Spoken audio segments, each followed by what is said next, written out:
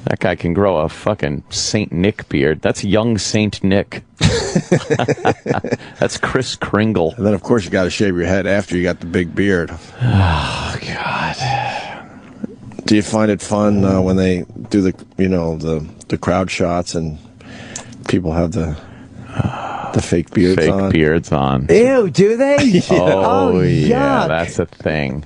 That's a thing now with boo. Boston fans. It doesn't look like old St. Lou has a shot here, huh? I don't think so. Going back to Fenway. Going back to Fenway, and Boston only needs one. Is it 3-1 or 3-2? 3-1. It's bad. That's bad, right? You know how I knew they lost again? Because I follow Geezer Butler on Twitter, and he lives, I think, in St. Louis, which is a weird place for Geezer Butler to live. Right. But he was tweeting about the bloody Cardinals, and that's how I knew that they lost. There you go. I follow my baseball through fucking a British basis. Yeah. That shows you how far removed I am from sports. Yeah. Speaking of sports, you got Troy Aikman being called a queer. This is being called a queer. This is great audio, by the way. I listened to this yesterday. It's not even so much now. Who called him a queer? Dexter Manley. Dexter Manley was on a radio show and calls him a queer, and it's not even that. That isn't even the highlight. The highlight is the utter and complete fucking panic that sinks into the rest of the show. Right. The people that are What show was this on? Just some like AM, I think, talk show in D.C. Yeah. They fucking go into defensive apology, groveling, trying to separate themselves mode instantly. Is Dexter Manley part of this radio show? No. Who gives a fuck? He was a frequent guest. Do you know, I listened to it, and I listened to their groveling, and I got annoyed. But then I was like, you know what? These guys are in a bad spot because you're afraid your gig can get taken if you don't immediately... Oh, I don't blame the host. That's just it. So I wasn't annoyed at them for I don't blame the host, but it's... Like if they would have laughed or something, or, Right. It's like, uh-oh. Who said that? Who said it? Who laughed? Who was in the room? We know. We've been through that. Let's hope that they'll recover on Sunday when they play against the Chargers. Maybe it was an AFC team or something. I'm hoping that they can redeem themselves come Sunday. Wasn't a big jinx that Troy Aikman was doing the game, the former Cowboy? I think Troy was a queer. Hello. Phil. Oh. I think Troy Aikman's a queer. First of all, what is Dexter Manley even thinking? That he played against them, he probably knows. Yeah. He thought he was going to get the room laughing on that one. Does he not understand? Does he not understand the fucking climate we live in these days? Yeah, but it's that whole... I mean, but he should know, because if someone dropped an N-bomb in front of him, he'd probably lose his fucking mind, a white guy. Ex-ball player, dude. He's not paying attention to that stuff as much. You know God. what I mean? I don't think he means queer in the dick-sucking way anyway. No, probably not. It's probably a joke. I mean, I think he did. But he's probably just joking. Like, okay. He's a cocksucker. That was probably a real rumor, because there's always been rumors that Aikman was gay, and he probably believes it, but was saying it in a ball-breaking way. Is he married? I don't know. But I've heard for years that people thought he was gay. Wasn't a big jinx that Troy Aikman was doing the game, the former Cowboy? I think Troy was a queer. Hello. But he gets his name wrong, Troikman. I think Troikman's a queer. Troikman. I think Troikman's a queer. That could be the best part, his name. Troikman. Oh, boy. I think Troy was a queer. Hello. Phil. We don't want to go there. Okay, I'm sorry about that. Now, you want to apologize to him?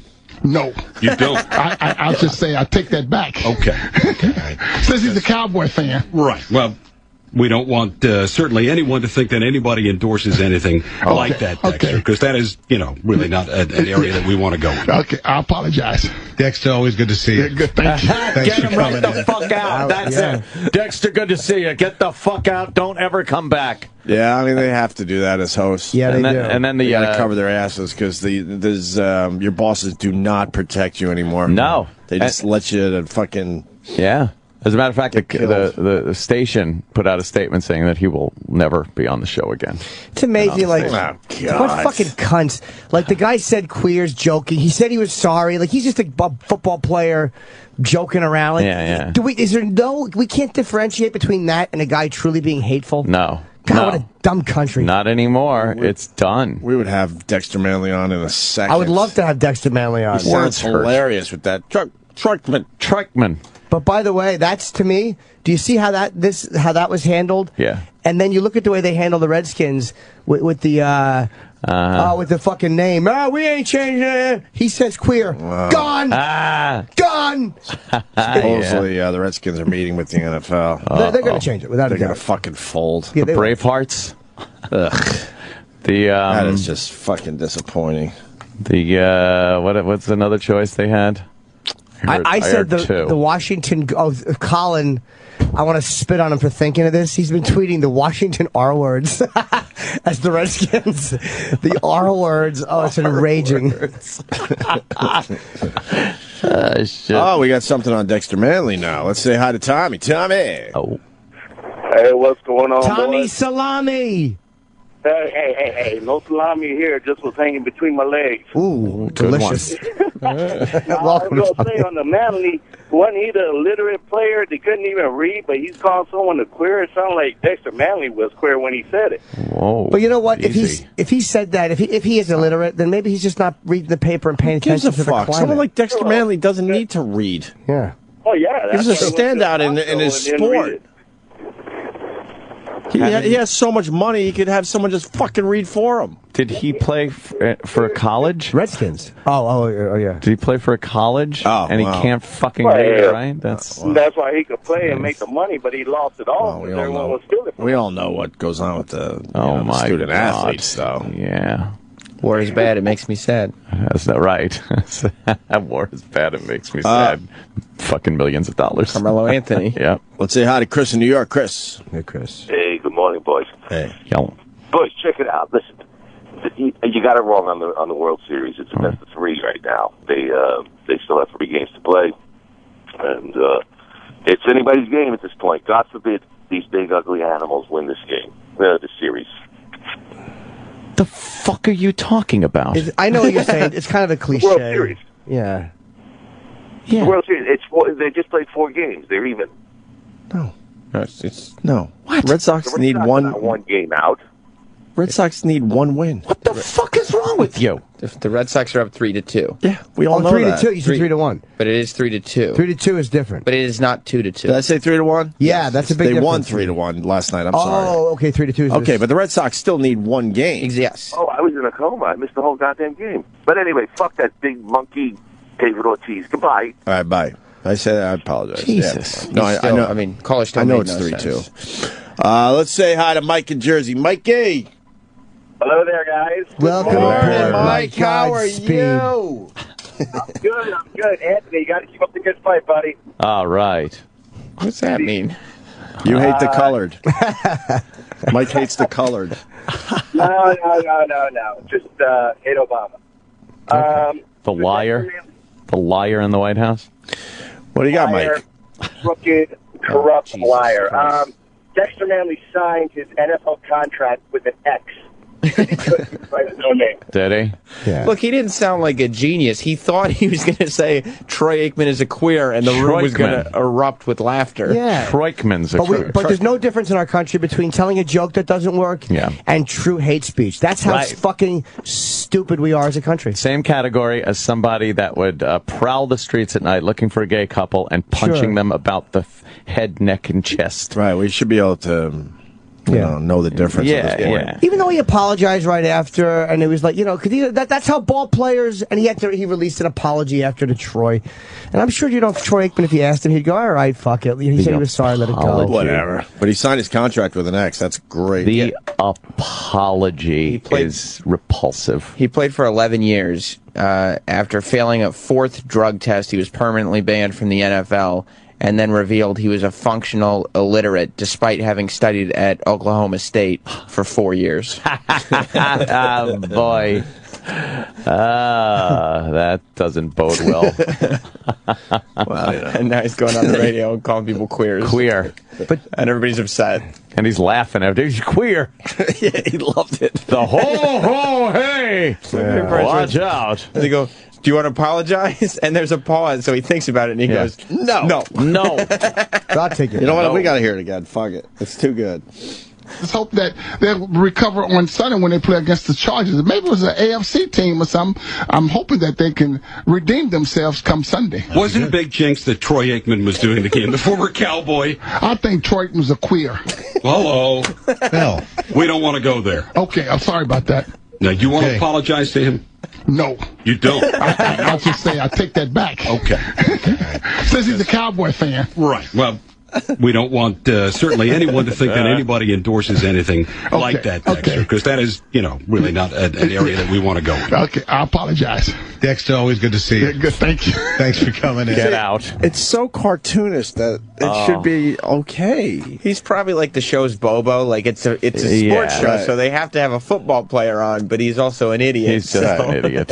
All right, let's say hi to John. John. Hey, John. What do you got, buddy? Well, this whole Washington Redskins changing their name deal. Yep. I believe that Daniel Snyder is such a piece of shit that he doesn't give a shit if it's Washington Turd Holders or whatever. But he's got to put up this big. Well, no, it probably won't be. But so he's got to put up a big shit stink about everything. And then when he found, I guess I'll change it. But think of all that merchandise that he gets to resell to all the people that like the Washington Redskins. You're right, but with the name, this is a big one for the fans because you're right about merch. But dude, this is a name that's been there for so many years. This is one that even though you'll make merch money, he doesn't want to lose the Redskins. It's one of those fucking, it's just one of those ingrained football names like the Cowboys, the Giants. Like he doesn't want to lose that name. It's sad that it's going to happen. I get it. Yep. All right, John. Thank you. Thank you, buddy. But the satisfying part for me to see it change is simply because this is the climate that people have allowed to take place. Yeah. Like what happens is this is a big noticeable one. But all these years, when guys were getting in trouble and guys were getting scolded, no one stood up. Like nobody out there. People would be like, and then slowly they fucking creeped up on you, and they creeped up on you, and you can't say this, and you can't say that, and you can't say this. And now that it's one of your teams, all of a sudden people are, whoa, what the fuck? Where the fuck were you 5 years ago with your outrage and your letters? Where was that? Yeah. You brought this on yourself. You asked for it by saying nothing. Yeah. I just don't. Yeah. I don't feel like when they came up with the Redskins that they were trying to get away with some kind of slur. You're right. No. They weren't. I think from the beginning, they really thought that the name Redskins was a very positive thing, especially for their football team. Yeah, you're right. I never felt like they were, oh, look what we got past everybody. Yeah. It's annoying. It's annoying to live in this world like this with this bullshit. But the way they reacted to queer. Look at how they reacted to queer. Boy, did they freak out. It's too arbitrary. It's like you're either going to let people tell jokes and be them, or you're not. It's fucking just arbitrary, and the outrage is here one day. It's like whack-a-mole. Good. Okay, no, you can pop your head up here and say that. That's fine. The next day, dead. There's no way to gauge it. We lost that one a while ago. It's the same fucking thing. You might as well take a brick and go find, you got to be careful. Someone on the street, because it's the same thing that will happen to you. You'll get crucified for either, saying the word in joke form or actually doing something to somebody that might be that. There's no context anymore. No, it's just whatever it is. It's like everything you say is written down on a transcript with no sarcasm or humor to it or anything. They just take it literally and verbatim and hang you with it. No difference between gay bashing and hate speech and just telling a little joke on the air and then go, oh, sorry. No little joke, humor. Let's go to Sean in Texas. We got more on Dexter Manley. Sean. Morning, fellas. When poor Mr. Manley, he played 11 years in the NFL, and I'm certainly not busting his balls, but I walked into a furniture store here in North Houston a couple of years ago, and he was trying to sell me a couch and love seat. He was in there, busting his shop, selling furniture, so he had nothing after 11 years. Yikes. All his money was gone. He wasn't, and come to find out, he wasn't smart enough to manage it and didn't have the tools to manage it, and poor guy selling furniture and recliners. Oh. And then he had a nice little radio gig. Now that's done. He can't even be on the radio anymore. He sounded entertaining as all hell with that. Everyone's petrified of having him on. He might say Troikman's a queer. Troikman. All right, Sean. Thank you. Thanks, man. Let's get Dexter Manley on the phone. It's crazy. Let's say hi to this guy. Who's this guy?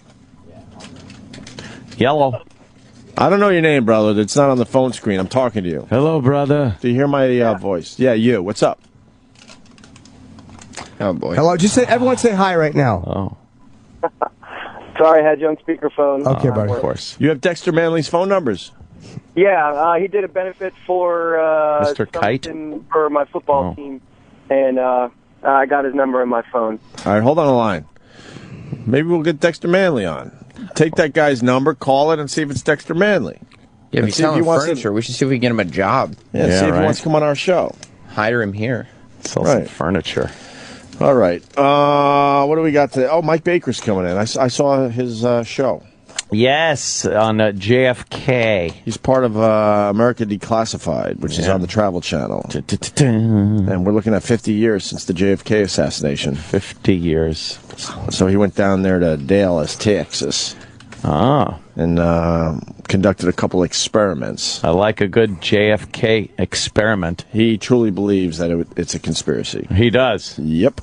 And Mike's a smart, analytical guy. I'd be very interested to hear what he says, because he may have a good way of looking at it. He's not a dumb guy at all. He's a very bright guy. And he could probably kill somebody with, like, one finger. No, I don't think so. I think Mike's... think so? No, he's too nice a guy. Yeah? Probably shoot you. I bet he's got, yeah, like, those are the guys you got to worry side. about. Maybe, yeah. Some covert shit where he's just snapping necks. Are you saying I just know happy fucking Fox News Mike, and I don't know the real Mike? Yes, exactly. One twist that just... Comes up behind someone and just does that thing where you put your hand on the back of their head and their forehead and you go, and just snap their neck. He drops them slow, puts them on the ground, not even looking at him. He's back to looking forward, then back ahead. Right. For the next guy. That's Mike. He got access to the railroad watchtower down there. Oh. And I don't think anyone has ever had access to that as far as like people in the media and Off stuff. limits. Because one of the witnesses swore they saw smoke from the grassy knoll. As in, someone firing, and then you get the smoke. So he did that experiment, and he was able to go to the watchtower to see if the guy could have possibly seen the smoke from the grassy knoll. So he believes conspiracy, and I know Jim Norden, from our many conversations about this, the Kennedy assassination, has come back around. Who? Bugliosi? That was the big part of it. The Bugliosi book? There was other things I read online which helped. And a lot of the photographic, like little weird things the conspiracy theorists have, like, hey, is that a figure inside the grassy knoll, Black Dog Man? Yeah, all these weird little names, and the conspiracy theorists know who I mean. Or the Umbrella Man, and all these things that did have explanations. Or when you hear somebody go, those tramps, the 3 tramps they arrested, they never identified them. They absolutely have identified them. A lot of people get their history from the movie JFK, which had a lot of that's what bugs me. When I hear people quoting things that I know for a fact are nonsense, Oswald was a terrible shot. They told him to stand down. He wasn't a terrible shot. He was a sharpshooter. Like these fucking. That's when I know that they're just believing a quick thing that they heard. Yeah.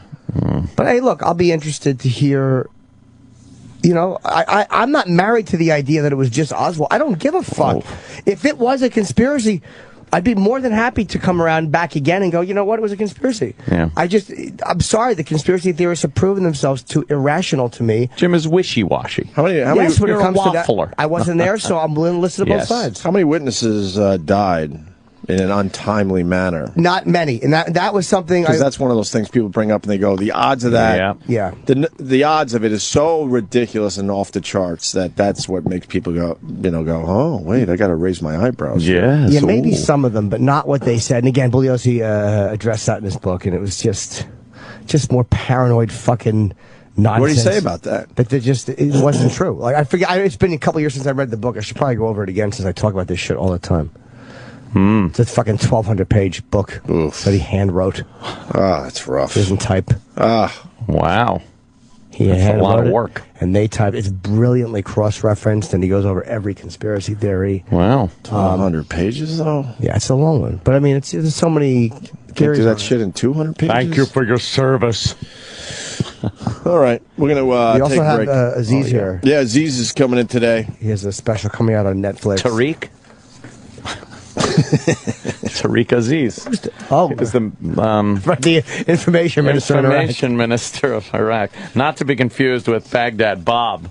Good old Baghdad Bob. Still one of my favorite people in a war ever. Yep. Everything is okay. His bombs are going off behind the guy. The Americans did come to the airport, but we pushed them back, and we are in control of the airport. You know, behind him, you're just seeing C-130s fucking conga lining into Baghdad. People screaming, running across the screen. That guy was a hoot. He was awesome. I think I still have a coffee mug with his picture on it. Really? Yeah, I had to have a little memorabilia from Baghdad Bob. Also, Jimmy Kimmel in a little trouble. What did he do? We're going to tell the people next. Oh, little teaser-rooney. And then we'll get an update on our favorite person, Jay-Z. Oh, Jay-Z. Is he still in the hell nah stage?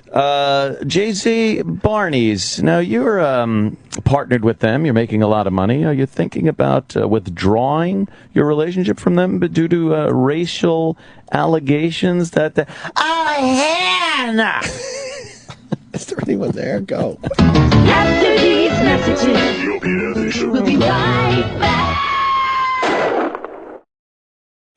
And now, back to the Opie and Anthony Show on Sirius XM. Let's go surfing now, everybody's learning how. Come on a safari with me. Come on a safari with me. Early in the morning we'll be starting out. Not a big fan. Sorry. Thumbs down for the Opster.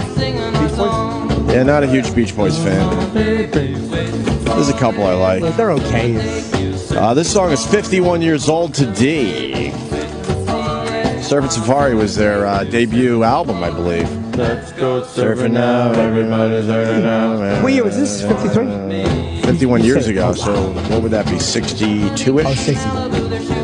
See, I didn't love them either. What was your wedding song that was actually really good? God Only Knows. That's a good song. I like that one a lot. Can we get that, Eric? I like that. But in general, I'm not a huge... You know when I'm tearing up.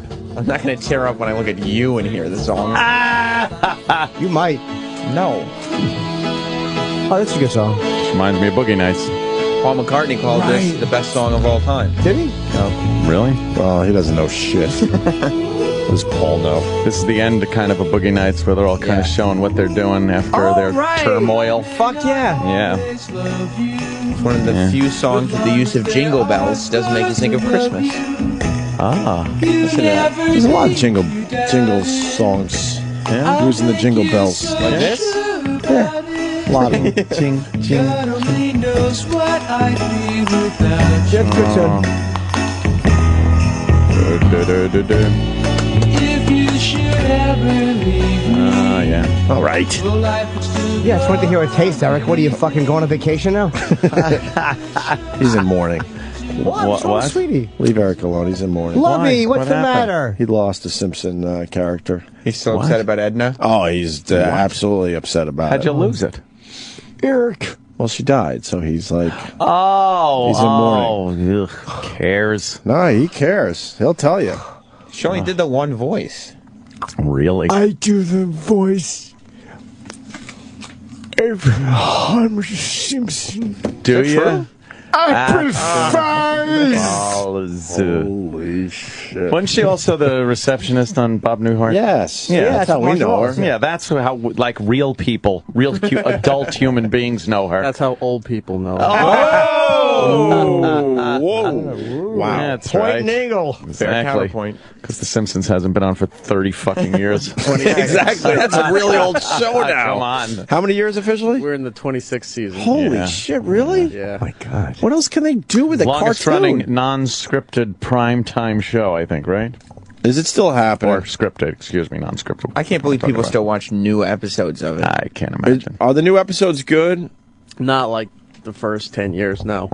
But they've gotten better from 10 years ago. Is it on TV still? Yeah. I know. Everywhere. I've never heard. No, I've seen the reruns, but new episodes are on TV still. Huh? No one Sunday talks about it. It's not like a web No show? one says, "Did you see The Simpsons last night?" Well, you used to sit down in front of your TV on a Sunday after football and watch a little Simpsons. Oh yeah. I don't feel like people are doing that anymore. No. But it's just there, but it's one of those things that they'll probably never get rid of.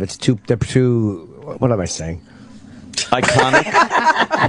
Iconic. Yeah, and I just lost interest. I know, it's like I can't get up for a Simpsons discussion. Man, I heard E-Rock's like giving away part of his fucking toy collection. I heard that on Sam's show yesterday. What's wrong with a lot of scoops? What's going a lot on? of scoops on the Sam Roberts show. I'm just focusing on certain things, and I have too many toys that are from too many lines, so I'm just going to start getting rid of What happened at home? Exactly. Believe me, this is not a voluntary. Oh, no No, way. it is. No. It is. No. It is. What are you, growing up? No. I'm just focusing on certain toys, not rather than He's running everything. out of room. Why would you? Why not just keep them? Put them in a box Do we have to somewhere. get a baby room together? Is that what's going on here? Shit! Oh shit! Congratulations, E-Rock. There it is. Got his wife pregnant, having a baby. Congratulations. Because I used to have a room that had all my stuff in it, and then I had to box that shit up and make a baby room. Yeah, why don't you just box it up and put it in the attic? Yeah, It's put it in already storage or boxed up something. in the basement. Well, then why are you getting rid of it? Because there's too much. He keeps buying more. Don't fight him. He's trying to be a real person, and we're encouraging him to keep his hoard. I just don't believe his sincerity in getting rid of these toys. I feel like there's something else going on. That's it. 2 lines. Yeah. He's getting rid of Transformers, He-Man, Good. Voltron. He-Man Voltron. stinks. Yeah, the shitty ones. He-Man's the worst. He-Man. That cartoon sucked fucking balls. Do you have He-Man toys? Animation Yes, I was so bad. It was horrible.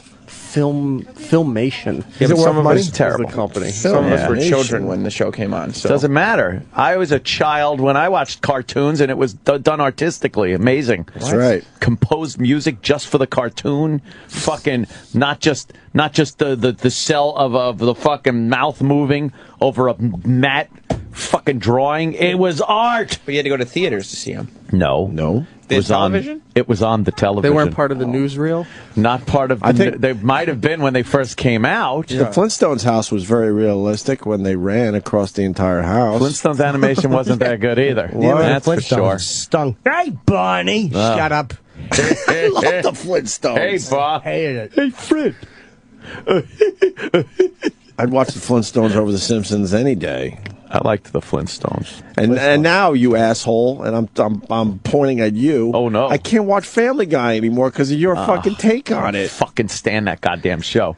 Why? Reminds me of that time. That reminds me of the time I was in the Foreign Legion, but all right, there it is. Now go to there he is. Oh, okay, ha ha ha. Now he's back again. And then they come back for 30 seconds. 30 seconds. It reminds me of their time. That's like when I was giving a speech at Nuremberg, and I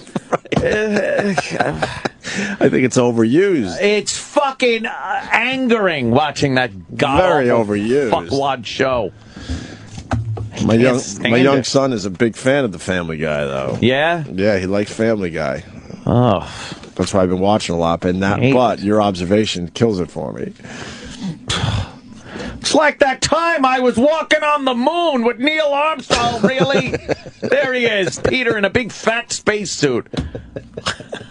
It's always... It's the entire show. Reminds me of that time. Reminds me of the time. Wow. Right. Wow. Does it? I can't stand it. Is there anything you like these days? I'm getting confused. I really, I've been reading a lot of tweets from people that are very concerned that I don't like anything. I know I don't like a lot of stuff. I just voice what I don't like. Are you looking for new cartoons to watch? What would you suggest? Any suggestions? I would suggest Archer on FX. Archer on FX. What's Archer? I saw some promos for that. It did seem kind of funny. The Top Gun trailer that they did? Yeah.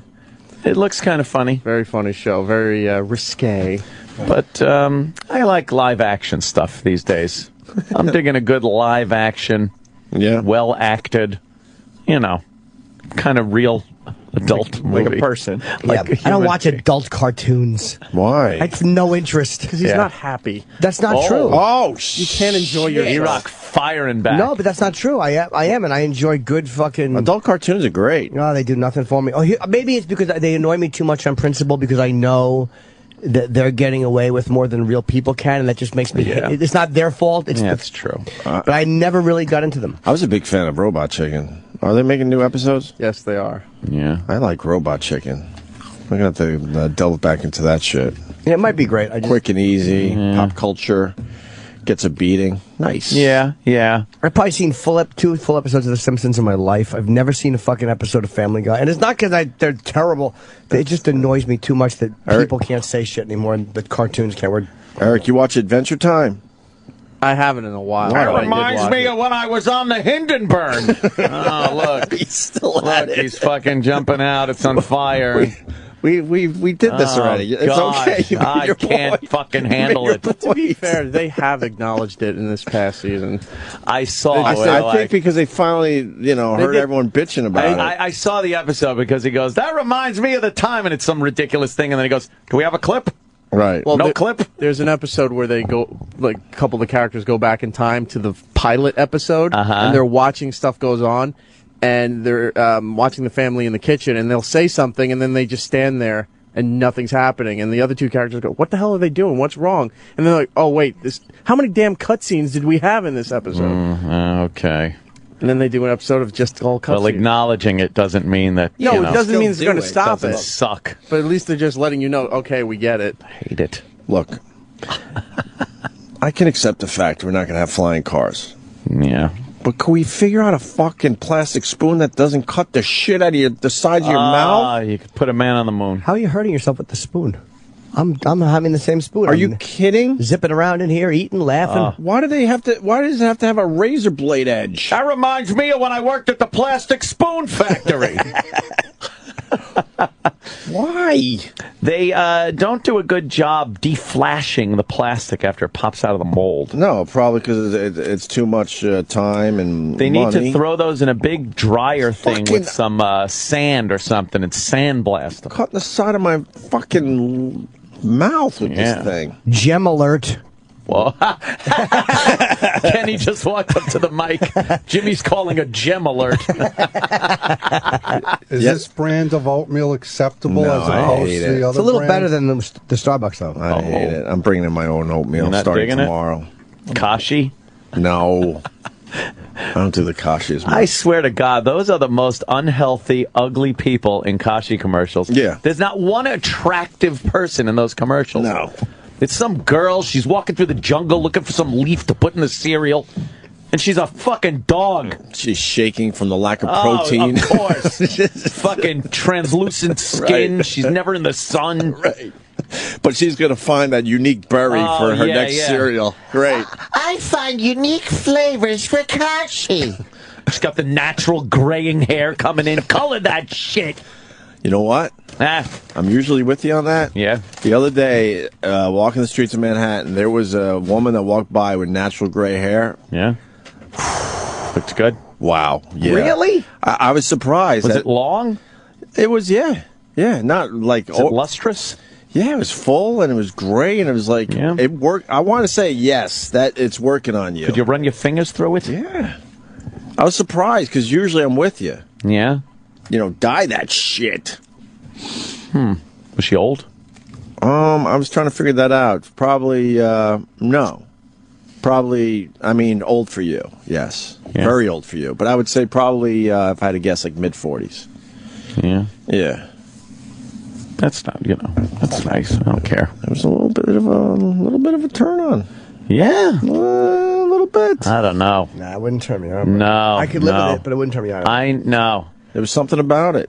It always reminds me of some fucking country naturalist woman thing. You're not a fan long, of the flannel gray shirt? hair. Yeah. She cares for horses. Where she's working her garden? Yeah, shit like that. She's gardening. Working the public garden? She has her gardening board that she puts out to kneel on. Right. It's got the little holes for her little spade shovel and that little claw thing. Nothing better. I'm gardening. Nothing better than driving through a neighborhood and seeing a big fat pear ass bent over working on the garden. Bent over gardening. I love those commercials where it's like for health care or some shit, and some old woman's gardening, and the husband is talking to her like he gives a fuck about her dumb plants. That doesn't happen. I don't understand gardening. I don't either. People really, as a hobby, they really get into it. It's something you have to do if you need to do it. Horrible. You know, oh, we need some vegetation in front of the window here. We used to have to pull weeds out from around our house. I hated it. Yeah, but there's no fun in it. People with empty nest syndrome, I think. A lot of older people. Oh, is that it? Now that their fucking womb has a for sale sign on it, they're out there like, I want something to grow and feel like I'm giving some kind of life. And what, they notice what's growing overnight? They're like, oh, we got some new stuff growing over here. Care for it, talk to it, love it. Nurturing something, raising it. Yuck. You're right, Jimmy. Sprinkle some water on it. Give it care, and it will love you back and nourish you. Walk in on it while it's masturbating. Yes, those tomatoes won't overdose.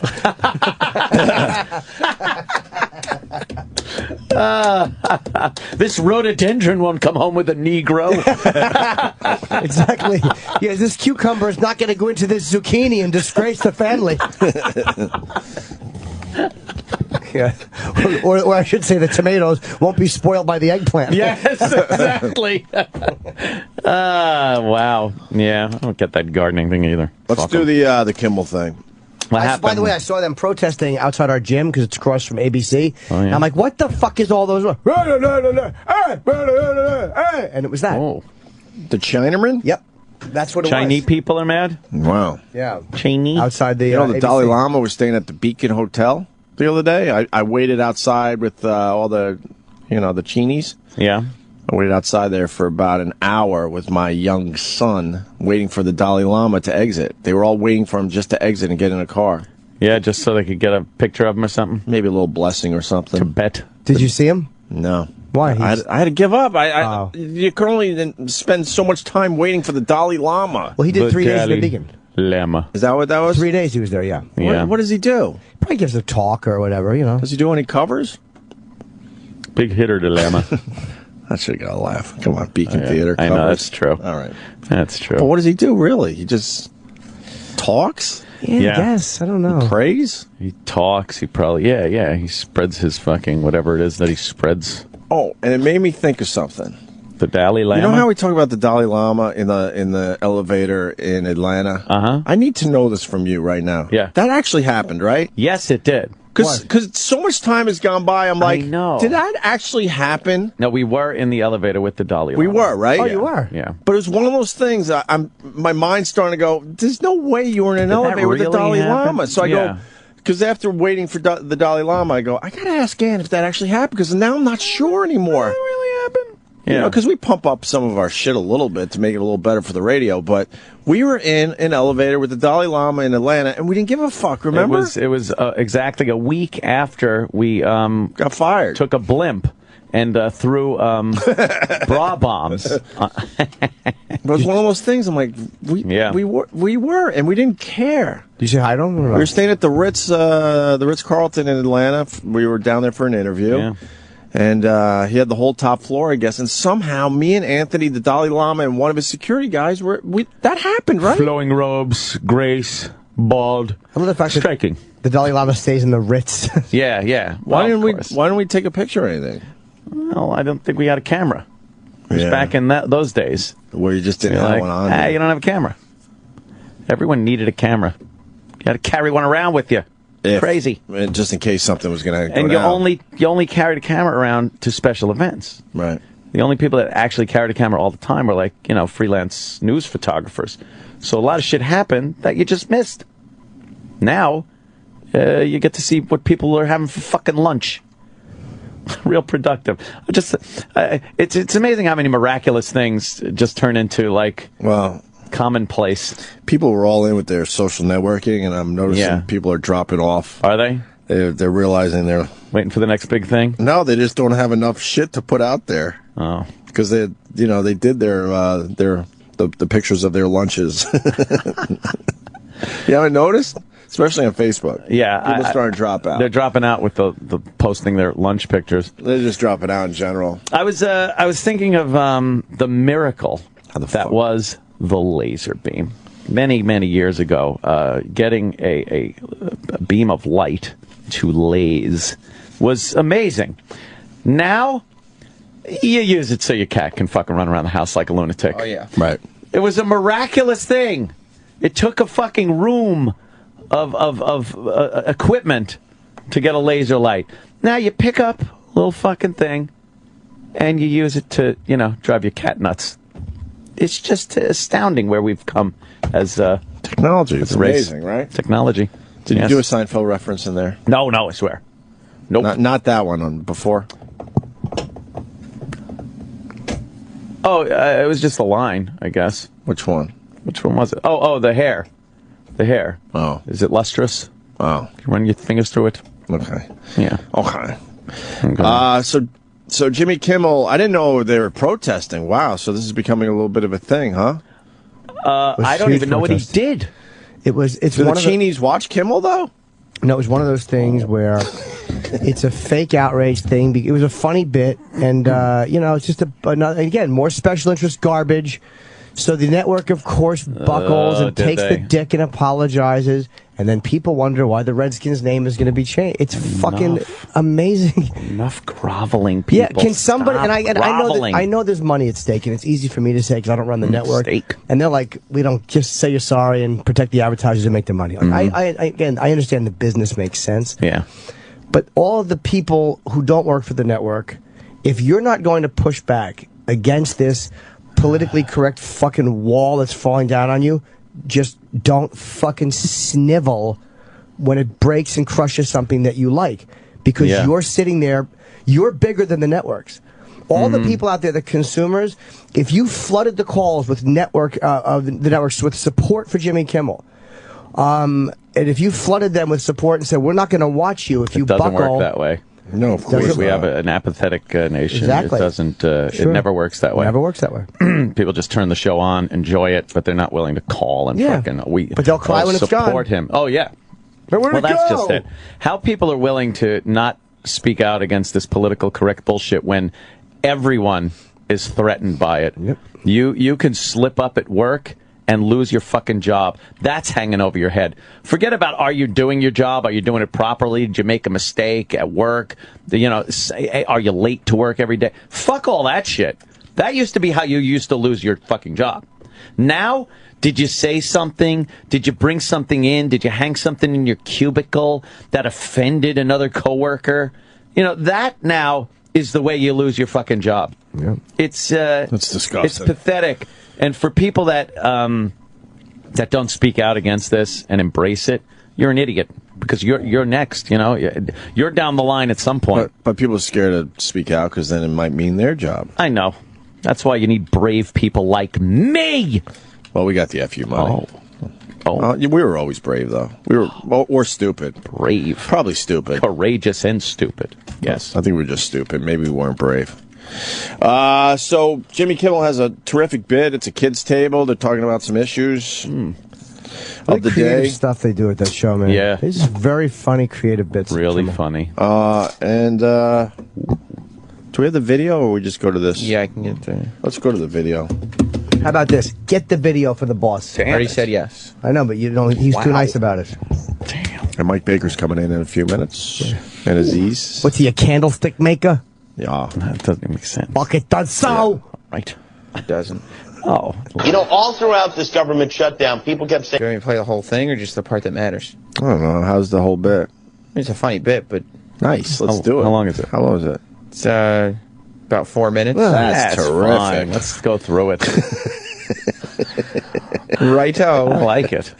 We just gained 3 minutes. If you're keeping track at home, we had a minute clip. Now we're playing a 4-minute clip. I'm going to enjoy some oatmeal. Comment on it. Yeah, we'll stop it a couple times. I bet you will. kept saying Congress was acting like a bunch of kids, Some congressmen even said they finally brought the adults in the room to settle this today. So I thought it would be interesting to ask a group of actual children for their opinions on this subject. And so I did. Here now Chinese is the first subtitles installment under of our hard-hitting news discussion panel. We call it... It's a Chinese That's feed, from though. a Chinese show. Not, yeah. It's not part of the bit. Right. Kids Table.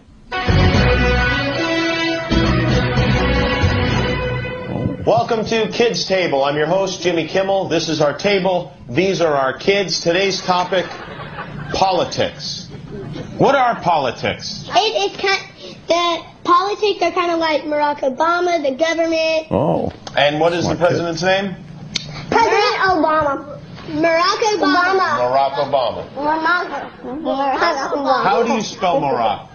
I have no idea. M-R-A. Keep going. M-R-A-C. Dave Herman's jacking off like a fucking pig. Barack Obama.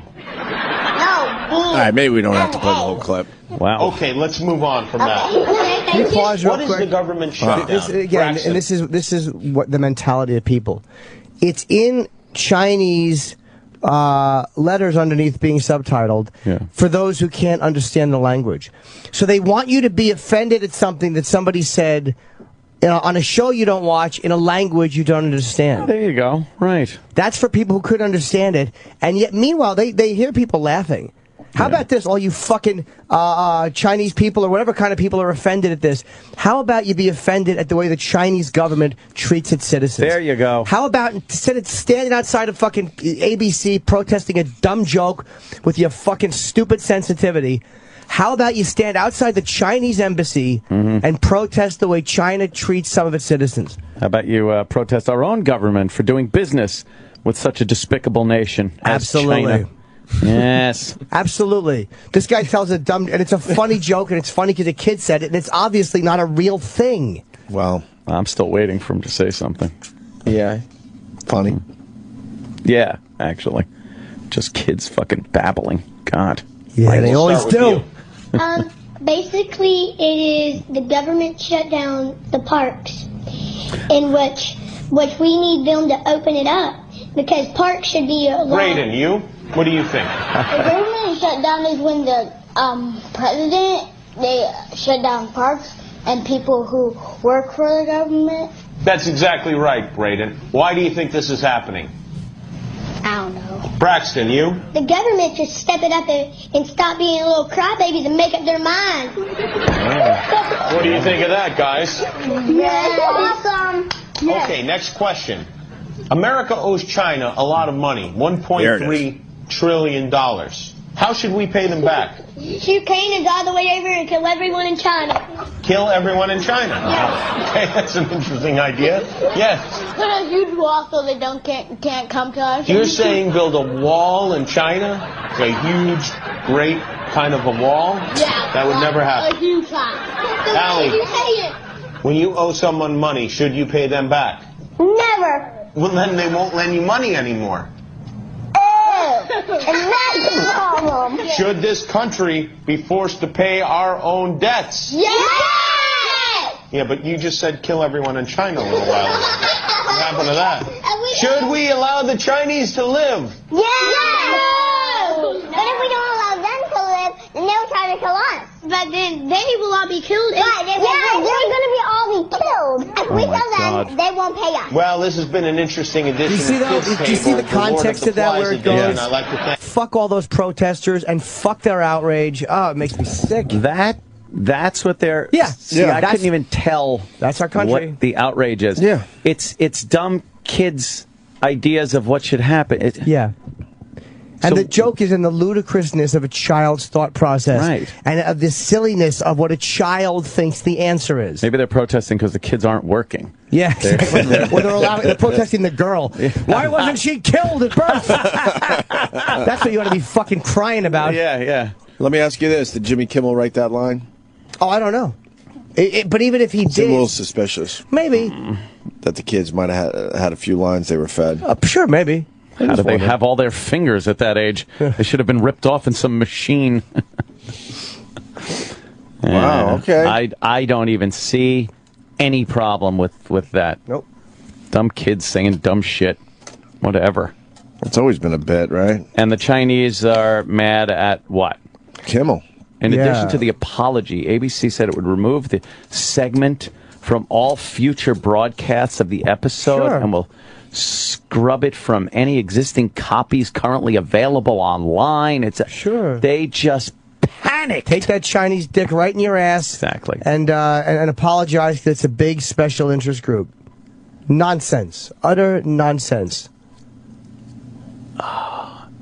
We would never purposefully broadcast anything to upset the Chinese community, Asian community, anyone of Chinese descent, or community at large. What a groveling bunch of dickwads. What a groveling country. It's the whole country. We're a groveling every fucking nation. day. It's one of every day. Every day. Remember, And it used to nobody be does anything. one every once in a while, and we would jump on it. It's pretty much every day now. Every fucking day. Jack Cafferty, I love the fact he would not apologize for what he said. But again, because he's on a news channel, that was okay. Yeah, but most of his colleagues would apologize. Yeah, probably. Jack Cafferty is his own man. He always has been. Yeah. He's a bit ornery. Dexter Manley, too. And fucking Dexter Manley. He doesn't give a shit. No. Troikman is queer. That's what he said. He happens to think that Troikman's a queer. Troikman. And is unapologetic about it. Let's hope that they'll recover on Sunday when they play against the Chargers. Maybe it was an AFC team or something. I'm hoping that they can redeem themselves come Sunday. Wasn't a big jinx that Troy Aikman was doing the game, the former Cowboy? I think Troy was a queer. Oh, I love that. I love Dexter Manley. I think Troikman's a queer. I guess it was a dead end with his phone numbers from earlier. Yeah, they're trying. Okay. We should take a break. Damn. Mike Baker's on his way in, but we might have to squeeze some Jocktober in while Mike Baker talks about his new show. Would like a little Jocktober. Okay. It's been a while. Why don't we try to do that? So we'll break here. We'll do some Jocktober. We'll do Mike Baker. We got Aziz coming in at 9 o'clock. All right? All right. The Opie and Anthony Show continues in moments. And now these messages. The guys are back from the toilet. Now, back to our show. The Opie and Anthony Show. All right. All right. Got Mike Baker outside the studio. Yes. I saw his new show, America Declassified, and I liked it. Yes. I absolutely liked it. They take like 3 stories, right? There's 3 every episode? There's 3, 2 or 3. Because I watched yours, I watched the second one, and I tapped out for the third. Yeah. It's not because it sucked. I was just done with it because I was watching the show for you, and I liked it there, Mike Baker. Oh yeah, thank you very much. Thank you. You went down to Dallas to talk about the JFK thing. We did, and it. Can I ask you sorry? Before you went down to Dallas, what did you think about the JFK assassination? Did you think it was a conspiracy? Before you did your own research? He knows. Yeah. I mean, we was working inside. The file, the outfit, the other angles. I mean, honestly, a new medium called video.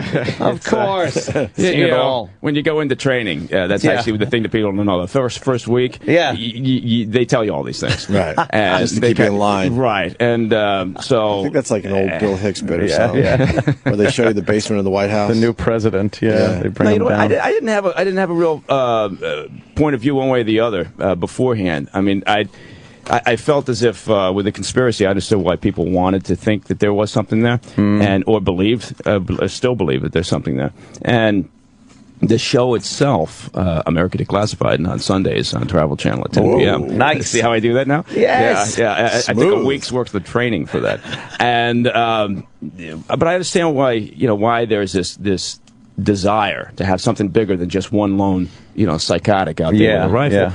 And so what we try to do with the show, during the episodes when we're talking about a mystery or a conspiracy, is to try to peel back the layers and then let the viewers make a decision. We're not trying to just say, this is it, this is the answer, because it would be asinine, right? Yeah, you got 20 minutes for a story, perhaps, and we're not gonna solve everything. But we take aspects of the mystery, aspects of the conspiracy.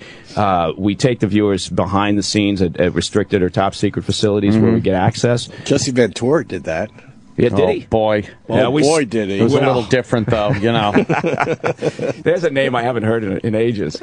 I don't see, in ages. He's popping up again. I don't see Mike Baker out there at fucking, Roswell talking about UFOs. Oh, jeez. No, I can guarantee the viewers that there will be no alien stories. No alien. There's no alien stories. As much as the viewers may want them, we're staying away from them. Jesse Ventura. Yeah. I think the whole conspiracy thing, I think people love conspiracies because they feel powerless without them. If you think of the Kennedy assassination, 9/11, things like that, if you just take it at face value, we're very vulnerable. Right. Is a president that vulnerable where a lone gunman can screw up the course of the country? Well, back then, sure. Yeah. Right. Not anymore, because now we look at our president and he's very, very protected. It's unbelievable. Yeah, there's layers you just don't even see. Yeah, I mean, but you if see history has taught us one thing. Right. So let's get into the JFK thing. Sure. Talk about that episode and what you did. Well, it was fantastic. We went down. We got the permission from the authorities. We didn't just spring on them and surprise it. And you didn't get a lot of permission. We didn't get a huge amount of permission. permission. And I'll tell you why. Mike, I'll tell you why. Why? Why is that? Because you couldn't stop the traffic. Well, no, we did stop traffic. We did stop traffic. We didn't stop pedestrian traffic. There's one shot where I'm like, he's going to get hit by a car. Oh, that one. Yeah, that was okay. Okay. Fair enough. All right. So you didn't get a lot of clearance. We didn't lock the city down. Yeah, you couldn't get a couple cops to go, look, they're filming something for the Travel Channel. Mike Baker, ex-CIA, is on the X.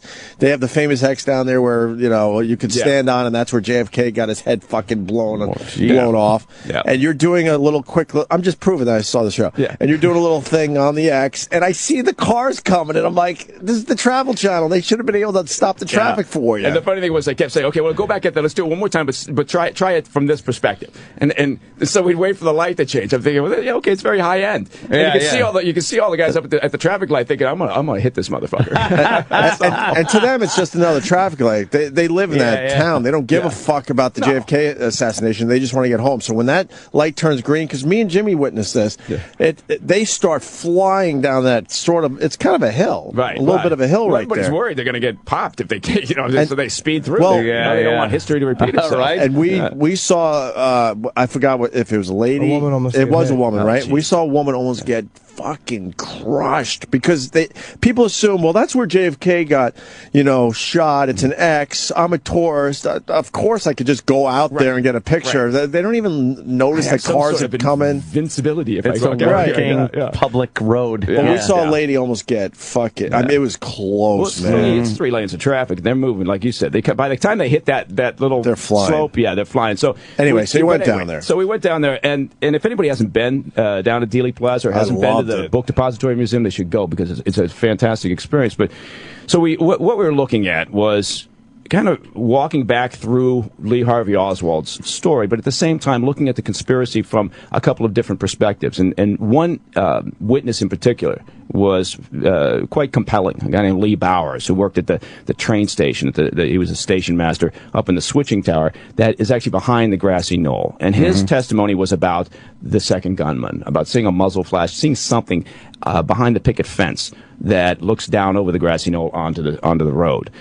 And so we ran some forensic testing on that, just basic things, to see whether Lee Bowers could have been credible. Could he have seen what he thought he saw or what he claimed he saw? Looking at his death, he died. Wait! Before you move on to that, sorry, you're downplaying it, but you got access to that tower. We did. And you're one of the first media people to ever do that, right? Right. And thank you for calling me a media person. The media people. My life is now complete. So we did. We got access to the switching tower. How did you get access? You know what? We told them we were the federal authorities. No, we're doing an investigation. Travel Channel worked very hard, and the production company Indigo Films that worked with them on this. They worked very hard at all of these various stories, and it was really impressive what they were able to do and the places we were able to go. And I mean, we went down to the country's only underground burial vault for radioactive waste. We went down to White Sands Missile Range, out to Ground Zero in the Mercury Town. I mean, went to places that were really fantastic, and they really worked their ass off to get access for this. Because again, the idea, let's take the viewers someplace where they couldn't normally go on their own, or someplace that's got a mystery or a conspiracy around it. Give them some information and let them some information. Yeah. Let them mix that in what they know already and see what they come up with. Right. Informative, entertaining. Yeah, there you go. But so you're in the switching tower. So we're in the switching tower. We ran some tests. We had a shooter at the picket fence, firing off several rounds. The first time that's happened in 50 years since the assassination, and we did stop traffic for the tests there, and. If you want to get an interesting result, go down to Dealey Plaza, because we couldn't stop the pedestrians from wandering about, and fire a rifle. Oh shit! In Dealey Plaza.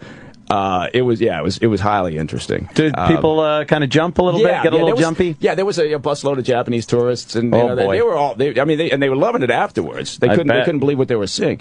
But we fired off several rounds from there, and then I had a chance to do the same. In terms of determining the nature of the shot, and how difficult would it have been for a second shooter from behind that position to get this thing done. And then what are they going to do? How do they get off the X? And then we went up and we looked. They gave us terrific access up in the book depository in terms of getting to the actual vantage point for Lee Harvey Oswald. That's glassed off. They let you behind the glass? Well, they didn't put us behind the glass. They let us to a no access area right above it. Okay. So we were one floor above the 6th floor, but we were at the window, and they allowed us to go up there, and it was very interesting. They wouldn't allow us to take a shot from there. I think they felt that might have been too insensitive. A little much. Yeah, stretching it a little bit too far. But it was. What was your opinion looking out that window? Feasible? Yeah, it's 175 feet. Right? It's 175 feet. Which isn't that far of a shot, really. It's not that far. The digital analysis or forensics work on the Zapruder film has, it looks at about 8.2 seconds or so for getting 3 shots off with a bolt action rifle. People say, "Well, it was Lee Harvey Oswald. He was a mook. He had no training." Well, he was in the military, and he did get his marksman badge, his credentials. He was a sharpshooter first, I think. He tested marksman before he left the military, but he did test sharpshooter earlier than that. Yeah, and then if you don't keep practicing, which a lot of guys don't, then they test and they get a lower certification, but. It's not like he got the headshot first round off either. No, and it's not like if you've got training, if you've got some level of training, you've got no wind or weather conditions, you've got a target that's moving maybe 5 miles an hour, dead on line with you. You've already recce. He worked at the book depository. And so he had a chance. He knew exactly where he wanted to be. He knew exactly what that shot was going to look like. And so in terms of just from an operational point of view, could he have done it? Well, yes. I don't think there's any doubt he could have done it. But what I don't understand, why take the shot after the turn? Because to take it the other way, the Secret Service would be looking up at you. Is that what they're thinking? Why else? If you took it head hanging on, out the window, right? Yeah, you took it head on. Every agent is looking in your every cop's looking in your direction. Think of it, as he makes that turn, so the focus is all heading down now. Sure. And so as he makes that turn, and now he's also they're focused somewhere else. I understand. So he had a very good line of sight. Now, does that mean that it knocks out the conspiracy theory and all those other angles? And was he acting? And this is a very interesting point. Was he acting on his own? Or, I think he was the trigger guy. I think he was the shooter.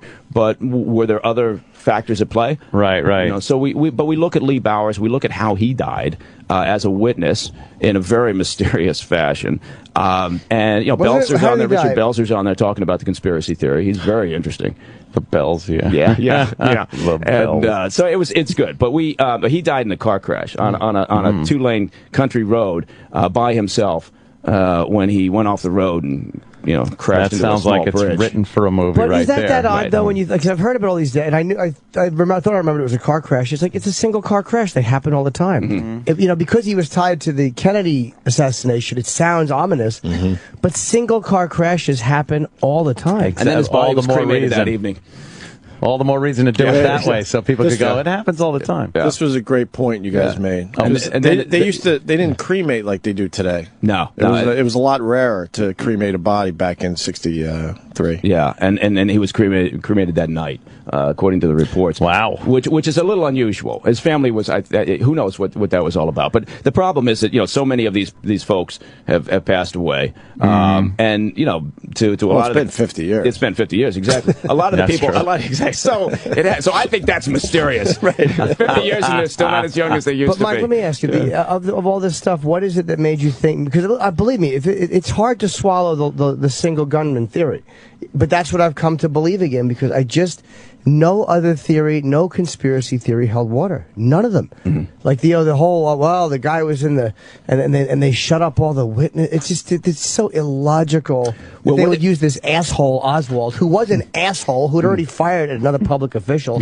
This is the last dumb motherfucker you'd use for this. It's very dysfunctional. He had a failed experience trying to start a new life in Russia, and so you're absolutely right, and that's what I always kind of lean towards with some of these stories. Like we did an episode on Martin Luther King, and we were down in Memphis. Again, sort of great access. Was up on the balcony of the Lorraine Motel outside his door with the Reverend Kyles, who was with him when he was shot. He and Ralph Abernathy were in there, and they all started to come out. And Dr. King stopped, leaned over the railing to talk to Jesse Jackson and Andrew Young and a couple others down there, and then he got popped. And so we did, again, same thing. We were running some forensic tests. We talked to a lot of people. Very interesting. And the same idea. People didn't want to think that it was just James Earl Ray, shooting out of a second-story bathroom window in a rooming house across the street. They wanted to think it was something different. But when you look at the conspiracy, to Jim's point, you think, really? So because there's conspiracy theorists in that story, they're thinking it's Hoover, it was the Memphis PD, it was the mob, and it was military. All of them working together, and at the end of it all, they decide on James Earl Ray, as the guy who's going to be the fall guy. And then they let him go, and he escapes to London for 2 months and gets picked up. So a lot of the conspiracy theories are you can set aside. But some of them do linger. Some of them are you get the feeling they're always going to be unsettled. What's the lingering one in JFK, or a lingering aspect of it? Well, people, same thing. People don't want to believe that it was Lee Harvey Oswald. And I think what you said was actually right. I think that they was actually right. I think you said something that was actually right. Thanks, Mike. Oh, golly gee. Good. Gosh. Yeah, I know. How stupid was that statement? But I think when they look at JFK, you think about the time frame, and we weren't used to seeing stories every other day about some nut job, with a rifle going into a school or wherever and shooting it up, and it just news traveled slower. People's expectations were different, and certainly at that time, the idea that it was just one man who impacted the nation so much. It was very hard to believe, and it fueled this idea that there was something else. And the longer it stays out there, I think the longer it lingers, it's harder to get rid of. Right. What is a part of it that made you think it might be a conspiracy? Well, there was another witness you had in the stairwell. There was a witness that never came forward before. Was never interviewed. There were a lot of people that weren't interviewed, which is interesting, but not completely atypical in investigations. I mean, things get missed. Interviews don't happen. But she was there in a position where if Lee Harvey had come running down that stairwell, given her position, and she was credible in terms of checking her out, she would have seen something. She would have seen him. But what instead was, no, I didn't see anybody coming down the stairwell. And she was clear as a bell. She was a sharp individual. I'm not saying, again, I don't say that refutes the fact that he was the gunman. What's the most compelling part of the JFK conspiracy? I mean, for me, I'd spent so much time behind a curtain, really, at the outfit, that I'm not a conspiracy guy by nature. And so, I went into it, with an open mind, but I didn't, I'm not a skeptical person by nature. I tend to think that sometimes things are just as simple as they seem. Right. But when I'm sorry to interrupt you. What you say about the one who didn't see him come down the steps? I saw an interview recently with a kid, a young black guy. He was probably 16 when it happened, and they re-interviewed him now in his adult life, many years later, who saw Oswald poke out the window, or somebody with a rifle poke out that window. And there was a photographer, and I want to say he's the one that won the Pulitzer for snapping the Jack Ruby, that death photo of Oswald. And his great regret was that he didn't snap the photo when he saw the guy with the gun and he's the day before saw somebody with a rifle leaning out that window or in that window. Yeah. The assassination. I'm sorry. At the and he said one of his great regrets was not snapping that fucking photo. I think they call it Secret Service. I think you got one good picture there, fella. But that was like his redemption. Don't worry about it. Because they didn't think in the moment. You know, you saw all these cops and stuff around. It was a if you're a different photographer, don't you just kind of shoot everything around you? Oh, maybe, but maybe he missed the shot. Maybe he saw it and then missed it. Yeah. Well, that could be that could also be Secret Service, because Secret Service are wrecking sites like that all the time, and so it could well have been somebody. It's something you don't see every day, whether it's Secret Service or Oswald. You're going to take the picture. I think. Maybe he tried to and missed it. Yeah. But every episode we're doing something that I hope the viewers are going to find really interesting, and we're trying to approach it from the point of view that they want something more out there. They want some information. Obviously everybody wants to be entertained. Yeah. But, not every show can be two dames fighting over a wedding dress. So people are fascinated by that whole thing, though, conspiracies and what happened. Well, they want more information. What else are you working on for that? We did we did a variety of things. We did the escape from Alcatraz at 62. Nice. Oh, right. That's cool. What do you think happened with that? I've been to Alcatraz. Yeah, fascinating place, and it's fantastic. I love Alcatraz. They gave us access. Unbelievable. You get to see that the average tourist doesn't. Right, and we were there at nighttime. Because some of those tunnels that they have the ropes across, I'm like, man, I wish I knew someone here so they could take me on a tour. We didn't start working. We didn't really start filming each day until after everybody had left. The tourists had left, and so we were there basically through the night. Wow. And that's an interesting experience, walking around. And they literally just let us, So I wandered all over that place. And at nighttime, it's a pretty fucked up place. It's got to be pretty creepy, right? Yeah, but it's pretty cool. We went in. Have you ever been in it? No, never been there. That's awesome. Again, same thing. People should be going to these places, and I say that over and over during these shows. I said, if you haven't been here, you got to come take a look at this. I mean, there's so many places around this country to see. But Alcatraz, we looked at Frank Morris and the Anglin brothers. How about Charlie Butts? Yeah, Charlie Butts.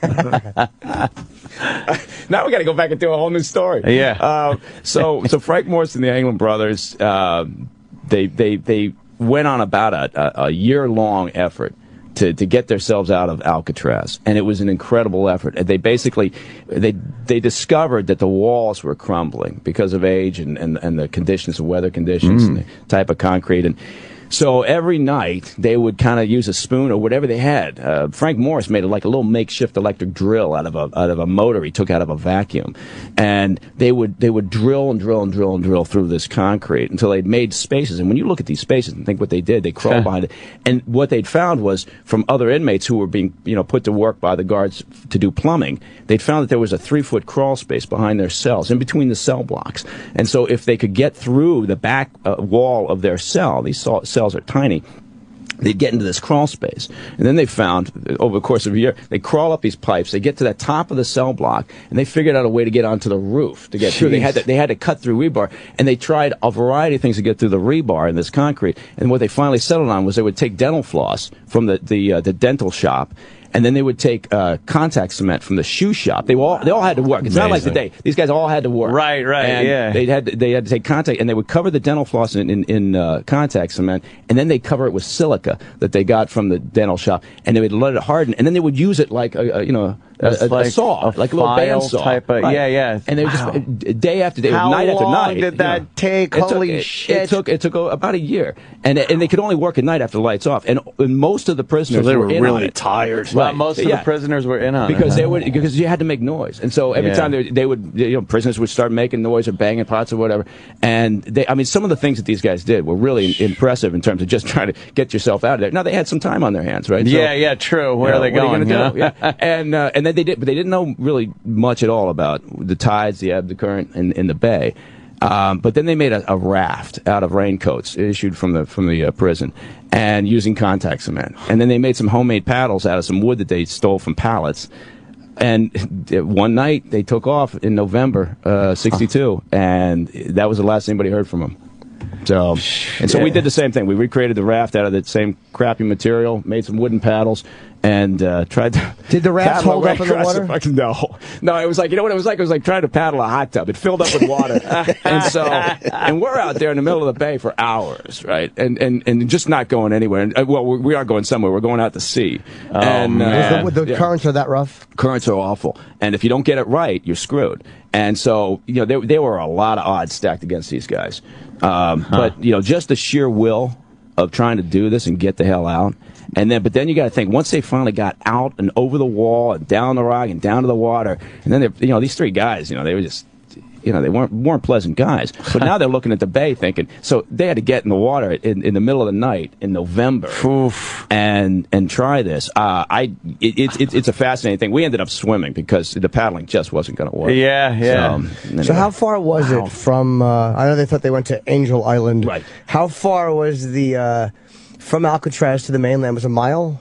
Or not quite a mile. It's not that far. It's not that far. It's about a mile. But their concern was apparently, according to talk to some of what they gathered information from the prisoners, was their concern over being discovered as soon as they set foot on ground. And so because it was, and you could sit in Alcatraz in those days and in the cells, and you could hear the noise of people in the bars and having fun and at the yacht club, right? And so, that's torturous. Yeah, exactly. That drove them nuts. They said was hearing the women having a good time at the yacht club. Right, unbelievable. Yeah. But Whitey Bulger and was there at the time, and he's been in the news recently, and Al Capone, of course, but we had a chance to talk. We talked to a guy named Patrick Mahoney. Whitey Bulger was in that? Whitey Bulger was there when they broke out, but Patrick Mahoney was a guard that night.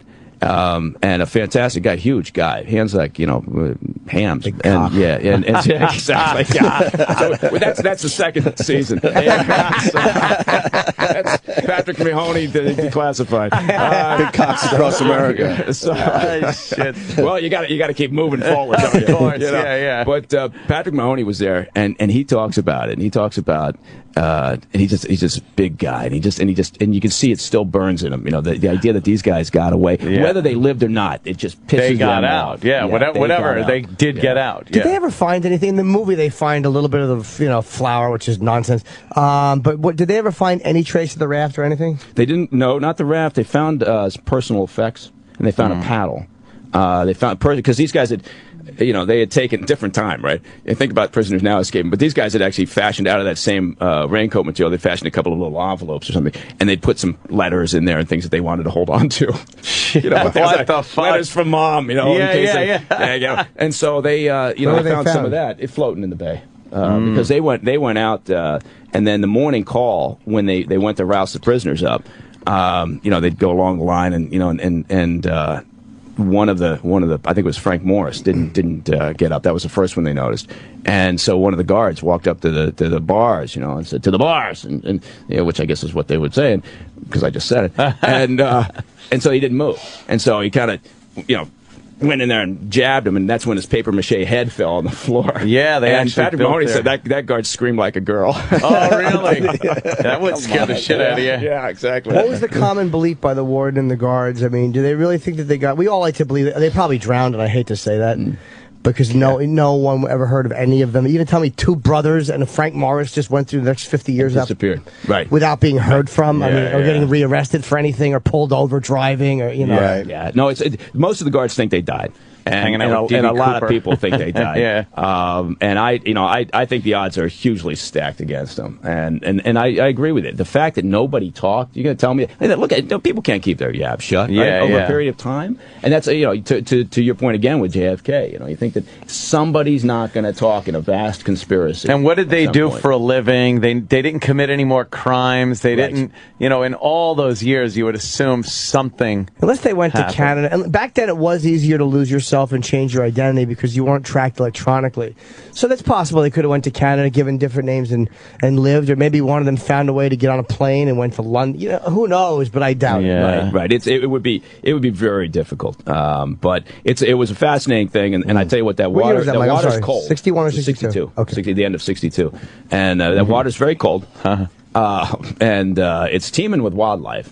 Didn't see any sharks, but there's a lot of activity in the bay, and it's fantastic. One of the biggest threats was they were working on the World Cup, what do they call it, America's Cup. All right, and so the boats were out there practicing. It was before it started. And, these things are moving like rocket ships. They don't look like sailing boats anymore. No, right? of course not. Yeah, and spaceships with a sail. Right, Yeah, exactly. yeah. And barely a sail. It's this big old fin. And so this thing was, an Emirates boat was out there rocketing around at 35 or 40. And we're out there in this with some stupid, shitty fucking raincoat. We're heading out to sea, boys. And I have two great guys with me. Both are professional swimmers who have swum the bay a lot. And they signed on because they thought, anybody's stupid enough to try this, let's give it a go. But you could see even halfway through, they were completely frustrated with these paddles, and they just wanted to get in the water and swim. Swim for it. And I said, no, I think we got to keep paddling. Anyway. I have heard the theory that they were helped by someone in a boat who met them in the thing. Whether the guy English, played by Paul Benjamin in the movie, I forget what I don't know what his real name was, but that the black guy that he might have had somebody meet them, and if that happened, that's the only shot I think they had. If somebody actually met them, on some prearranged night, or maybe one of many nights they were out there waiting for them. Yeah, all bets are off if they actually were smart enough and capable enough to get that done.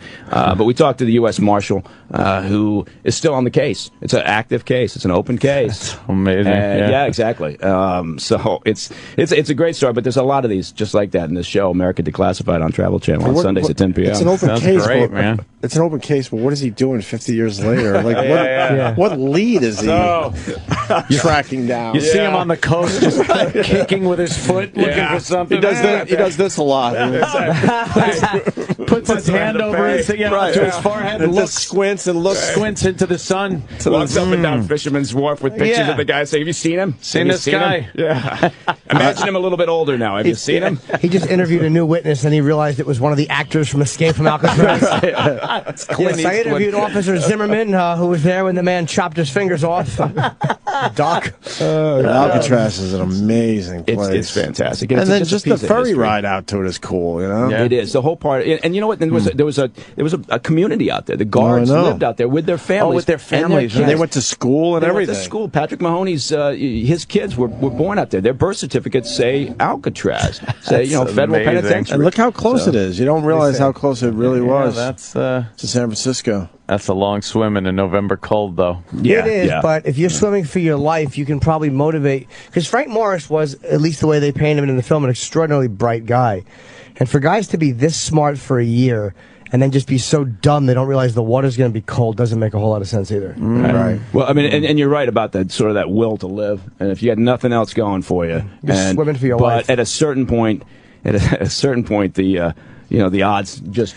It's an amazing plan and execution of the plan right up until you got to get in that fucking water. Right. Then it becomes a crapshoot. The rest of it, they did an amazing job of distracting the guards and thinking they were in there with the fake heads and figuring out how to get through that wall, up the pipes, get through the bars, like all that shit. Right. And then it's like, great, we got a current that'll pull you right out to sea, freezing cold water. I mean, obviously, they're not swimmers. They're criminals. No, they've been eating prison food and smoking, and they're not in great shape. But again, you can't underestimate sort of that will, that desire. Yeah. That when you got nothing else going, But again, it's just sort of like that. Okay, that takes you so far, but then the reality will kick in. Yeah. But there's a lot of these things. We did the DB Cooper, America's hijacking, fantastic. That's an amazing story too. Yeah. What do you think about that? Obviously, he's probably dead. But I mean, they found his money under silt or whatever, half of it, or $5,000. Yeah. What do you think? You know what? That's one where I fall back on the same thing we talked about before. To think that this guy would go out the back of a commercial jet in a business suit, in loafers. So he landed without his shoes. There's no way you're going out there doing that jump and keeping your shoes on. So he landed in the middle of the Snoqualmie Forest, which is a vast wilderness up in northwest America in Washington State. And the idea that he's going to survive the jump, first of all, and then get himself out of that forest, and is it's very hard to believe. But he could be living with Bigfoot. Well, it could be, exactly. And people say, well, I mean, we never saw him. We never spotted him. But when you stomp around, and we did for a long time, when you stomp around in that forest, you realize what it's like for search and rescue. You realize you almost have to step on the individual. And he was jumping out with a military grade chute, OD green. And so that thing up there, hung up in the trees for all these years, you're just not going to spot it. Didn't he, by the way, take the least of they said if he really knew what he was doing, he would have taken the other chute. There was a couple of chute options they gave him, and he didn't take the one that he probably was better for him to take. Which was fascinating, because it's almost like they were just, who does this? But they gave him $200,000, and they gave him, chute options. He turned it back and said, no, I want. But his choice could be interpreted a couple of different ways. It could be interpreted that he did have some knowledge. I don't think he had any experience, but he had some knowledge of what was going on. But still, same thing. Going out the back of that plane, landing, and then trying to make your way out. If you get hung up in one of those fir trees, which I ended up having to do, and then trying to make your way out of your chute, out of your harness, and figuring out how to, what are you going to do? How do you get down? Right? And then get the hell out. And it's a tough old place. And the news came out quick. So the next day, the place, it's vast, but there were a lot of people all out there hunting for $200,000, right? Yeah. All the townspeople came from the surrounding, towns, and they were out there stomping around, and nobody ever found. And there are people who have been following this case for ever since, for years and years. And I just think it's hard to imagine. They did find some money about 8-9 miles down the watershed, but it's a tough one. But I tell you what, we recreated the jump. A good buddy of mine up in Washington State runs a great jump center, Kapowson Jump Center, and they did a great job.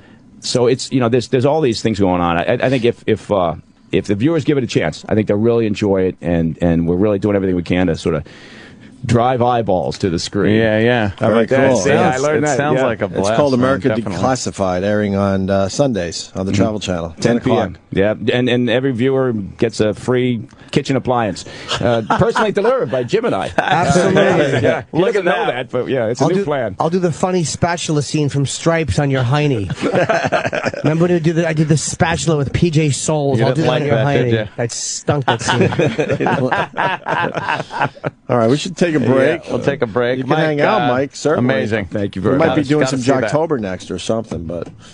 If you hang out for this next segment, we will officially alienate you from every other radio show. Exactly. That's true. Well, thank you very much, because it's something new. I love coming in here and talking about whatever the hell's going on in the world. But now you're a TV star. This is different. Plugging something is a different feeling. But project going on. This is it sounds really entertaining and fun and very interesting. You're going to take out Duck Dynasty. Oh, wouldn't that be great? Or at You're least going to take him out. You're going to be the one. Yeah, it'll be me, Honey Boo Boo, and Duck Dynasty. Yeah. I don't like this newfound success. I know, right? Look at that. We want to see Mike again. Yeah, no, I'm going to stay just as much of a douchebag as I've always been. Very good. Then you'll fit in perfectly here. Mike, thanks so much for coming in. Thank you. The Opie and Anthony Show on Sirius XM. The Opie and Anthony Channel. Oh, yeah! On Sirius XM. Hi, it's Craig Schickle. Here's another Opie and Anthony show, radio show nugget. If you want to have fun for maybe 5 minutes, put THO in the Twitter search. It'll blow your mind. How do you just put THO at the end of sentences? It's true. What the fuck? Like a retarded Shakespeare. That's a big one in the community, huh? Oh, you didn't know this? What is with the though? I noticed this a while ago, and it's all black people. Okay. I'm mad. I seen a homeless person with the laptop, though. That doesn't... You didn't know about this? I had no clue. Twitter trends are started with black people, and they're kept going by the black tweeters. Wow. Really? Oh, yeah. You'll notice that. You notice that, though. You'll notice that, though. Should we be using, though? Yeah, I know. I don't know. Are we allowed to? The keyword. The keyword, though. I can use it, but you can't. Oh, yeah. The mac and cheese dough. This mac and cheese dough was made by God himself. I like this one. I can live off string cheese, like really though. It kind of they're all real fucking twigs. It kind of works in a weird fucking way. Oh man. The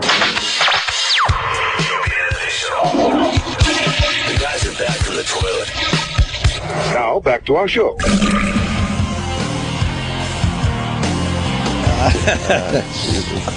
Very funny. All right. You want to do some Jocktober? Yes. Yes. Yeah, we haven't done Please. Jocktober in a few days, I think. I know. The month is coming to a close. Yes, it is. It's Jocktober. A celebration of all things shitty in radio. It's not very nice. Fantastic failures of pontificating proportions. That's so bad. Wow. An interactive exploration of what makes radio rancid. Jocktober. OMG. Hosts, holes, bits, and stunt boys. This isn't funny. It's time for Jocktober. I want to see the boat movie. All right. Going to Virginia, Richmond, Virginia. Oh, what's in Richmond, Virginia? Mornings with Melissa and Jack. Oh, that sounds fun. On 103.7 Play. What do they play? 103.7 Play? It's like push play, right? Like play? Yeah. I see a play button in their logo. So I guess, we're going to be hearing the music. Right. It's the music. Not just music.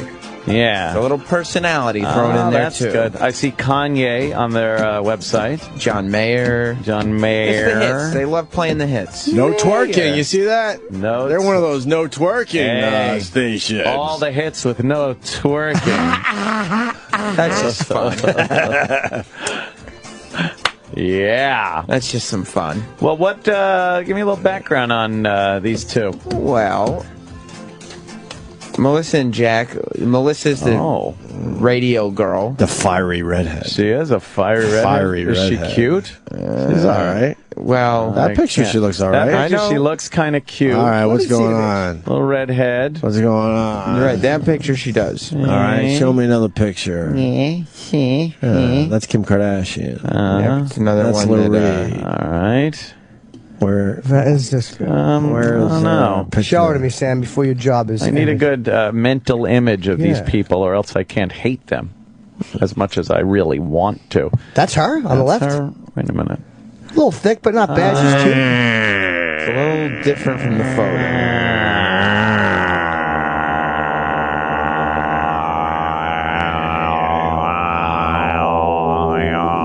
She's not bad. That's nice. Whatever. He's a handsome guy. She's a pretty cute girl. All right. Well, all right. All right. So physically, they're not abominations. Yeah. And then you got Jack. Well, yeah, what's their bio say? Melissa's been doing radio for 10 years. Whoa. Over 10 years. Oh. Then she should know better. She is the whole of the show, I would assume. She grew up in Richmond. Yeah. And she lives with her husband, Tyler. Born and raised. Yeah. I thought Jack was her husband. No, Jack is a little younger. Oh, He's only been doing radio for a couple years. Is he out of control? Does she need to rein him in? Well, before he was in radio, they found him at a bar. No. Literally. Oh, God. Is it like when Rocco had to find his partner at so they Fenway? picked a seat at Fenway and just happened to pick a guy that has been in radio? That's what a dumb bitch. Bullshit. Jack is one of Richmond's most beloved bartenders. Uh-huh. Yeah. And he happens to love radio. So when he's not on air, you can usually find him working at the bar or drinking. Hey, look out. One side of the bar or the other, he's right at home. Yeah, or driving and ending someone's dream when he runs a red light. Yeah. Can we get right into this? Let's hear these folks. Well, they got a tease for an upcoming story, which ends in hilarity. All right. 103.7 Play, Mornings with Melissa and Jack. It's 6:58. Today's going to be mostly cloudy with a high of 72. Yawn. Stop with the weather. Stop with the fucking weather. The weather. The weather is on your fucking phone. Stop. Let me see. Boink. There we go. Yeah. There's the weather. 55 degrees. Yeah. Partly sunny. Yeah.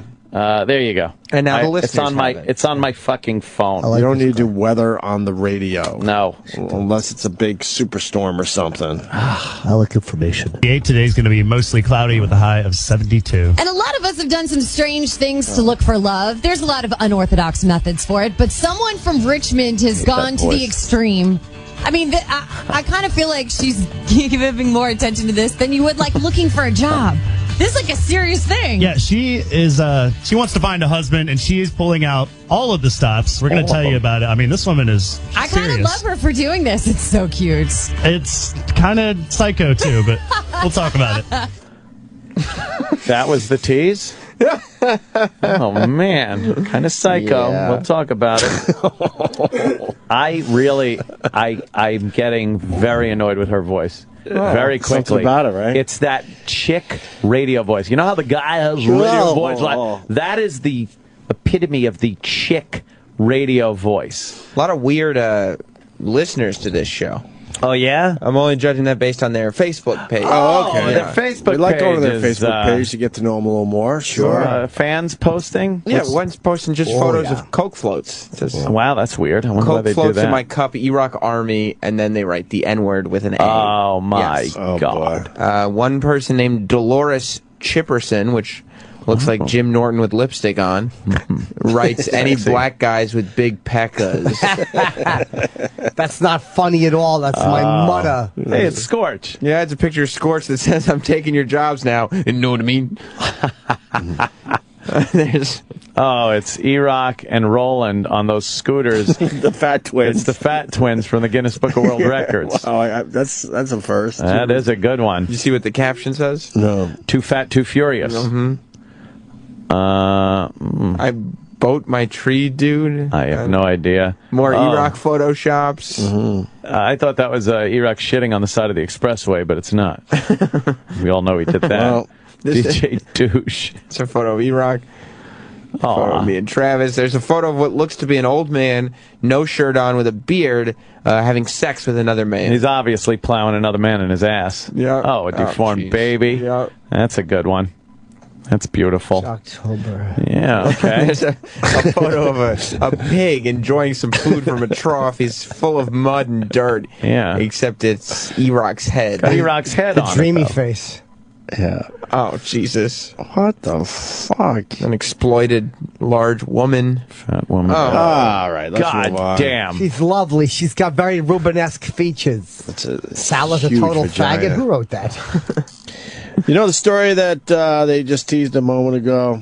We're going to find out if Melissa gives any whole Thank God. cues. Oh, okay. She could be a hole. So a lot of us put a lot of effort into going on dates. Obviously, you hear that in Second Date every morning. You know, it takes a lot to try to go on that first date and make sure that that relationship works. But when you find yourself not even getting a first date, sometimes you got to pull out all stops, and that's what someone here in Richmond is doing. And then they go to a story about a serial rapist.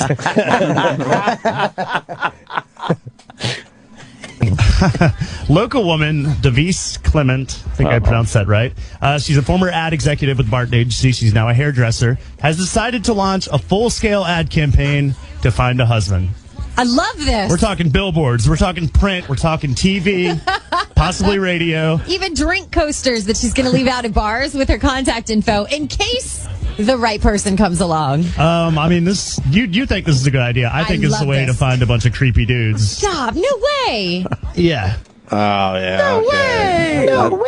Yeah, that's a typical hole right there. Stop. No way. That voice is so fucking annoying. This show is not enraging, though. It's just like typical, yet. you know. No way. Not yet. Yeah, it's not great. There's a photo of Jim Chandler, and the brilliance, here's the brilliance of My this college photo. pal. I started radio with this guy. This is the person that Opie used to do college radio with that was featured on Jocktober last year. Or 2 years ago now, maybe. They took his smile, and in Photoshop, they turned it upside down and made it a frown. They made it a frown. And then the caption says, Greg Hughes crushed Jim Chandler's dreams on purpose. And that's on 103.7 Play's Facebook page. Yeah, for some that's reason. weird. I don't know why. Well, Melissa certainly is a hole with that. Oh, no way. There's a Photoshop of Laurel and Hardy, and then under that is Colin Quinn and Bobo. Yeah, well, I mean, they're the new team. But we do have to check something. Uh-oh. Because it appears that... Oh, where's the face? What happened? Phase 1 is complete. There is no public wall. Why? Why would they do that? We didn't even give out the Facebook But we page. do know that in the comments on their pictures, right? Oh, yeah, you could still comment on right. their page. For instance, they posted a funny YouTube video of Katy Perry and Robert Pattinson, or whatever his name is. Yeah. And the first two comments, number one is, I want to see the boat movie. Oh. And number two is, it's a battery car. It's like a battery car. Yeah. It's a battery car. It's like a battery car. It's like a battery car. It's like a battery car. It's like a battery car. It's like a battery car. Hey, it's Mr. Cockadoodie Farts. How you doing? You've been phone scammed. How you doing? I can't feel my nose. This is Lindstrom Perry Dorkins. Yeah. Hey, yeah, this is Waffadoodle McFunny Nook. Did you leave your bee stingers in my hat? What? This is Funny Boobs McElbow Knuckles. Did you leave your bowling balls in my shoes? Do you have the nose clip too, E-Rock? I can't even feel my own nose. I can't even feel my own nose. I can't even feel my own nose. You know how funny that would be if he was saying that as they loaded him into the back of an ambulance? Oh, shit. Well, guys, I don't wish him ill. We're looking at Melissa and Jack, and it's time for the second date playback. Yeah, I heard her allude to this. Yes. Second date playback on 1037 Play. Second date is where we attempt to help you with your love life. Sometimes you go on what you thought was a great first date, only to have the person not call you, not text you afterwards, just completely ignore you. And that's where we come in. We actually put them on the radio, and we try to get them to tell you what went wrong and why they haven't called you back for a second date. No. Good morning, Craig. How are you? I'm good. All right, Craig, so tell us what happened. So this girl that comes into the bar where I bartend, she has been, I guess you would say, hounding me for like the last 2 months. Her friends have also been mentioning it. She's just been really interested, you know? And I can tell that she's been interested. She'll stay a little bit later than everybody. Fuck her and shut up. And then finally I was like, you know what? Fine, I'll take her out on a date, you know? We went out on a date, and, you know, it wasn't stellar, the date, but it wasn't bad. It was just, it just sort of happened, you know? And now you went out with Stella? I called her, and it's been 2 weeks, and I haven't heard anything back from her. Oh. You know, just nothing. So basically, you got not forced, but kind of coerced. Coerced into taking her out, and now she's just avoiding you? Yeah. Is this real? Do you think it's real? Of course not. No. But it's not real. I do almost get tricked every time. You know why? I think it might be setup real. sounds viable. The setup sounds like something. No, that's where I thought it was fake. No. I mean, I don't mean their actual execution of the setup. I mean the setup itself. You got a guy. He goes out on a date. You call the girl or something. Like, it's something that could be done. But it's not like the Roses one where it has to fall in place like a miracle. Yeah, but you're confused. Why? What happened? They don't call and say you're on the radio. Oh. Here they say, "Oh, this is Jack's friend. I just wanted to know if you thought that." Okay. Oh, you're on the radio. All right. So it's another service, I guess, huh? This will be sweeping the country soon. By the way, if you go to their Facebook page where the wall was closed, I guess some people realized that Melissa from Melissa and Jack has her own Facebook page. Oh, that's nice. How did they realize that? We haven't given out any of this info. I guess there's a link to it, but there's just a lot of weirdness going on her page. She looks good in that picture. Yeah, she kind of looks like the girl from Mythbusters. She's using a squish. Carrie Byron. Carrie Byron, yeah, she does indeed. Like that. She's using like a squishy app. Yeah, there's something going on there. Some voodoo. Squishing the sides in a little bit. Technological magic. Why is Jim Chandler on her personal page? Right next to Trayvon. Yeah. That's her? That looks a lot what different. What happened? Now she looks like Tony Soprano's sister. Janice. Oh my God. What happened? How do you go from Carrie Byron to Tony's sister Janice? Oh. Wow. She does look like she's dating a narcoleptic. She yo-yos a lot in weight, I bet. I bet she yo-yos a lot. Well, the ratings in radio will do that to you. That will. I hear you. So why don't we get into this? Melissa gets her on the phone. Shh. She doesn't know she's on the radio. All right, don't tell her. Okay, Melissa's going to call Aaron, and I need you to stay quiet because she doesn't know that you're listening in. Okay, cool. I got her. It's ringing. Hang on. The old it's ringing. Hello? Hi, is Aaron there? This is Erin. Hey, Erin. My name is Melissa. How are you this morning? I'm good. Hey, I wanted to ask you something if you've got a minute. Is now a good time? Yeah. Well, you and I actually have a mutual friend named Craig. And rumor has it that you guys went out the other night. And I was just curious to find out how it went. Oh. He's been calling and texting, and I'm just not interested. Yeah, but there's got to be a reason why. I mean, did you guys have a good time on your date? I've had a crush on him forever. It turned out... You're like, who is this? Why would you give up all this info? Exactly. God, I hate this. Can we really just put ourselves in the situation of a complete stranger cold calling you? Right. And then, without even telling you really who they are, they give a name, but not any relationship to the guy. Right. Who are you? Where are you? And you just start babbling out all this fucking personal information. Would you do that? How do you feel knowing that they tricked you in the beginning again? Wow. They almost got you. I don't feel too good about myself right now. No. You know what, though? We were used to it from when they talk about fixing the console. Right. So we know what it's like to expect something and think it's real, and then have it just turn into pure fantasy. You know who is feeling good? What? The guy on their Facebook page, a photo of whom is posted. He is in front of his high school logo, it looks like. Awesome Cougars. And he's naked. He's being quite awesome right there. Well, yeah, he's got his legs pinned up against the wall, and he's filleting himself. He's actually giving himself a blowjob right there. Right. Amazing. All right, well, this is bullshit. I've had a crush on him forever. It turned out he's just kind of like this passive, almost pussified, boring guy. Really? So, while we were out, I kind of wondered, why I had ever had a crush on him. The date sucked. Girl, what happened? Girl, what happened? Girl! Real talk now, girl. Girl, you tell me what happened. Who's this a photo of on her Facebook page? Oh, no. I have no idea. I know who that is. Okay, it says Anatomy of Jocktober, and it's pointing to different parts of this person's body. It's hosts and stump boys and witty banter and phone scams, prep burger, the whole, keeping it local, War of the Roses, fugitives, song parodies. And what makes it fun is it's a big fat body. Ugh, disgusting. Naked body. Obese. And it's nude, and as it turns out, it's a photo of Terry Clifford. Terry Clifford's a big fat head with her Brady Bunch afro resting on top of it. Let's leave the cliff alone. Oh. Here's the big reveal, guys. The big reveal on the second date thing. What were you thinking that day? There's a photo op. There's a Photoshop of Anthony and Jill Nicolini dressed as a cowboy and a cowgirl right under Don and Deirdre Imus dressed as a cowboy and a cowgirl. We were in Nashville. That's on Melissa's Facebook page. That's great. She's a fan of you, I guess. Oh. Here's the big reveal.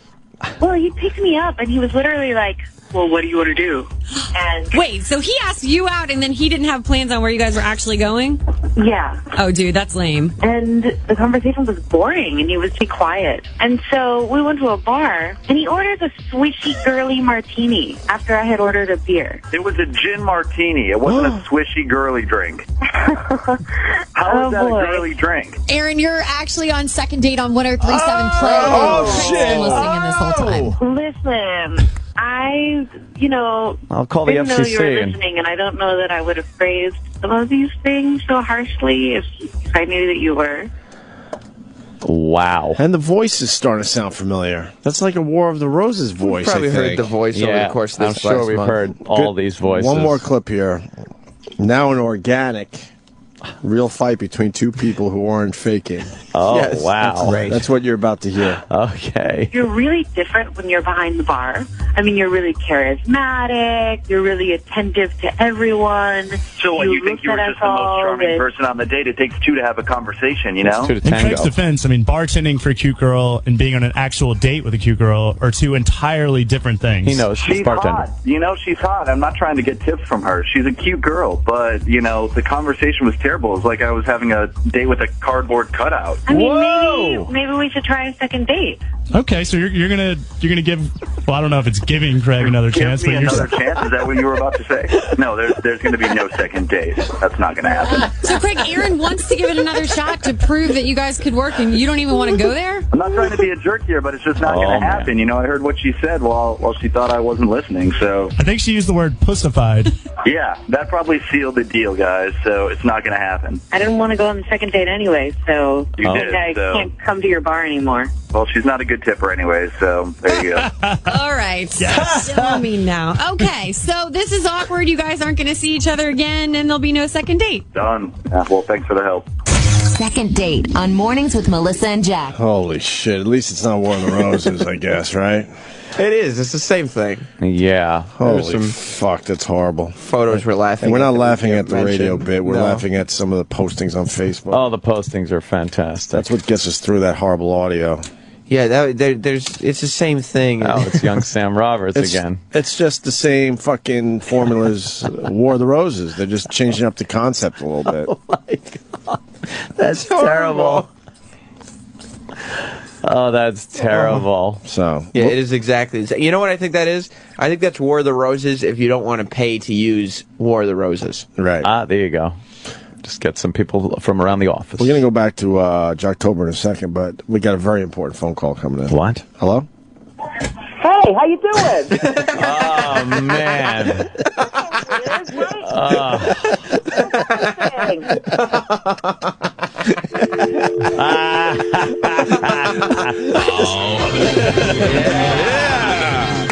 No, we're not done with Jocktober. Lady Di, you've been phone scared. I just did that to get a reaction out of Jimmy. It's my favorite thing. Oh, that was so We got Aziz outside the studio. That's why we got to stop Jocktober for now. But we'll go back into it at the big conclusion of today's Jocktober yeah.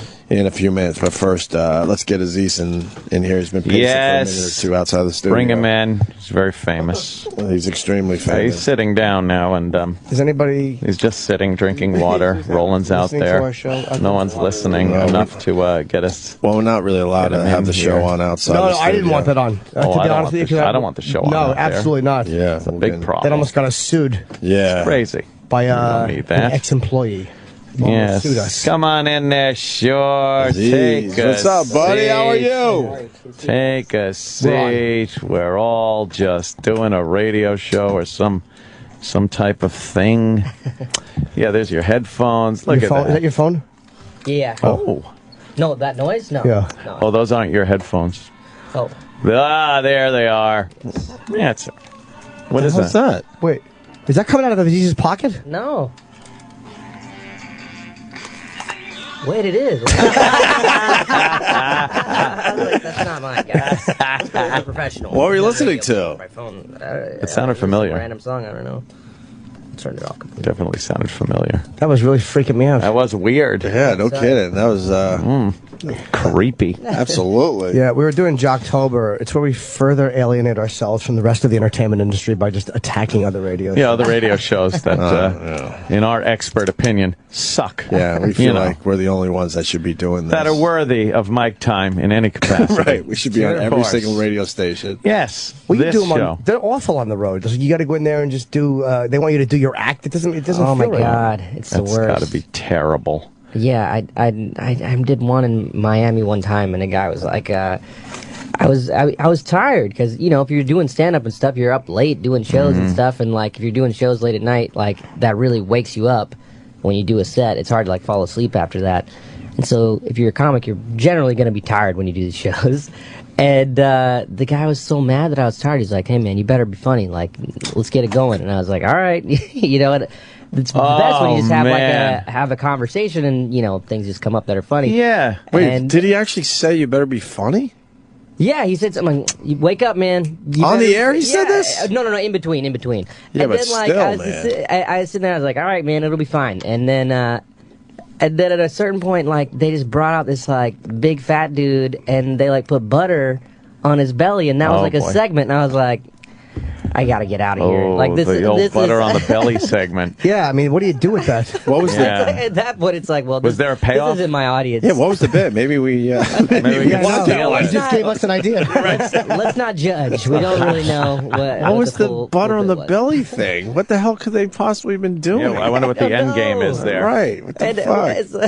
They just Yeah. can't just- Sometimes you go in and they have things planned. Like I was on Cowhead one time in Tampa, who we love. Yeah, we like but the Cowhead. As I'm on the thing, they brought in these girls. They were eating dog food on their hands and knees out of a bowl, and I'm like, I was like, you can't compete with that. Yeah, what do I do with that? Right. I sat there with an erection like everybody, but it was just, but it's the worst when they expect you to do your acting. They're like, where do you want us to lead you? What do you want to talk about? And it's like, dude, just chat. See what happens, you know? Have a little chit-chat. See what pops up. Indeed. You got a special coming out on Netflix. Yes, it comes out November 1st. Friday. Yeah, very excited, yeah. That Netflix is just a booming thing. It's taking off. Amazing. People are going there for first-run stuff like comedy specials and TV shows. Yeah. You know, it was just pretty much Blockbuster where you didn't have to go to the store for a while. Now, original you had to wait for your stuff. Original programming. Well, that was it. At the beginning, it was like, God, you go to the website, you click, mailing stuff. They send you a DVD. Got to mail that one back before they send the other one. I hated that, and I would never mail things. Yeah, back. it was weird because they used to just like profit so much off laziness. Like I would be like, all right, I need to get like these, you know, like when you get kind of homework movies, like, oh, you know, I've never seen Who's Afraid of Virginia Woolf. Or that. I'll watch that soon, and then you just just have them sitting there, and you're just like, I'll just watch Kindergarten Cop on HBO instead. Keep these DVDs. I'll send keep these it DVDs back. aside for. I'll watch them eventually, and then it's just like a year. At Blockbuster, I must have given them more, probably 10 times more money in late fees than I did in actual video rentals. Because I would just have them sitting there and be like, I'll take it back tomorrow. And then I just wouldn't take them back. And then you try to dump it into the deposit thing and run so the person doesn't look at you. Thank God that's done. But I remember the high of going into Blockbuster and seeing all the new releases. Like the new release box covers are the one I wanted to see, and they always guaranteed that they'd have copies. Yeah. Oh, it was wonderful. The wall would always look the same, and then you're right. All of a sudden, it was like another color would hit you. Like, whoa, that's a green color. What? That's a new movie. Yeah. Oh, I'm so excited. I remember I used to like you would have to call to like see if they had the video in stock. And I grew up in South Carolina where it's so boring, so you would love to see a movie or any kind of depiction of another place more interesting. So I would just call constantly to see if they had stuff in stock, and it's so interesting. Now it's like kids don't have to do anything. Now there's so many different places to get it right. You could just illegally get them, or on demand now gets them pretty quickly after the movie even comes out. And then Netflix, of course, Hulu, there's a bunch of places. I thought if that's like made kids cooler now, because I remember, now kids can watch anything. They can watch, the coolest stuff. They can watch, a Scorsese movie, or they can watch, Mr. Show or whatever. Like the coolest stuff is available to watch instantly. And when I was a kid, it was like, you had to watch like the garbage that was like Full House or whatever, or you're just like not watching anything. Yeah. So it's like, well, I'll do this over just nothing. And you're forced to ingest it. I wonder. I hope kids are now like taking advantage of the fact that they can kind of watch anything they want. Instead of Full House, you're watching Mean Streets. 6-year-old. It was such a fantasy, such a futuristic dream to be able to choose what you watched when you wanted to watch it. And that was only on television. Now the thought that you can just bring your phone and watch a movie on the shitter if you want, it was, I used to imagine what it would be like to have like a watch with a TV on it. When I was a kid, and just be like, I could watch TV, that would be the coolest thing. You ever think we would get to that point? Never think, no. Unbelievable. But by the way, that fantasy just included what was being broadcast at that time. Right. So, I'd watch the noon news at school and sit there. It would be an amazing fantasy to think about. But now, I could go HBO Go if I want to and just fucking watch shit. I got a Sling box set up. I could watch my own fucking television on this thing. I got one 2 years ago from my manager, and I never hooked it up a Sling box? Yeah, it just seemed it wouldn't work, and I just panicked. So fucking good. I could pop any channel on my Fios system on this phone right this second. Oh, really? Yeah. Just watch it. Hey, here you go. Right from my home. I'm a VCR guy. I hate people that resist technology. You know what? You give me a VCR and a good movie. You know, I don't know much. Hey, that noon, it's still blinking. You know, 12 noon. What do I? Aziz said something in there though. You come from a boring town. So how did you make it? It had to be a lot tougher. I went to school at NYU, so I moved to New York. Oh, okay. That was the big jump. Oh. Yeah, I always admire people that just have moved to New York just to, like, they're like, I'm going to become a comedian. It's like, wow, you are a fucking brave person. The balls of that. Yeah. Move. Right. I was here at school, and, you know, there's all these other kids that are at school at the same time. You're all kind of going through New York at the same time. You have all these other kids. And then you think about, you know, I know comics that have just like moved here with nothing, and they're just like, I'm going to become a comedian. They fucking do it somehow. It's incredible. What were you, film, right? Were you doing the film thing? No? I didn't know what I wanted to do, and so I went to the business school because I was like, I'll start a business or something. And then I got to the business school, and I was like, oh my God, I hate every single person here.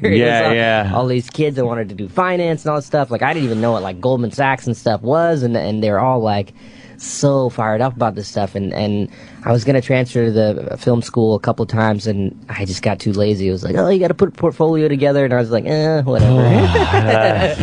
So how do you make the terrible decision? But actually, it didn't matter. I mean, but right. But how do you make the jump to comedy and entertainment then in that position? I just started doing stand up when I was in college, like the summer of my freshman year. I just started doing stand-up, and, you know, I really enjoyed it, and I just kept people like, you're funny, dude. I mean, pretty much, yeah. You gotta you should be on stage. Nine times out of 10, they shouldn't be. Yeah. That's pretty impressive, though. People really love it. It's interesting to watch them walk on at the Cellar.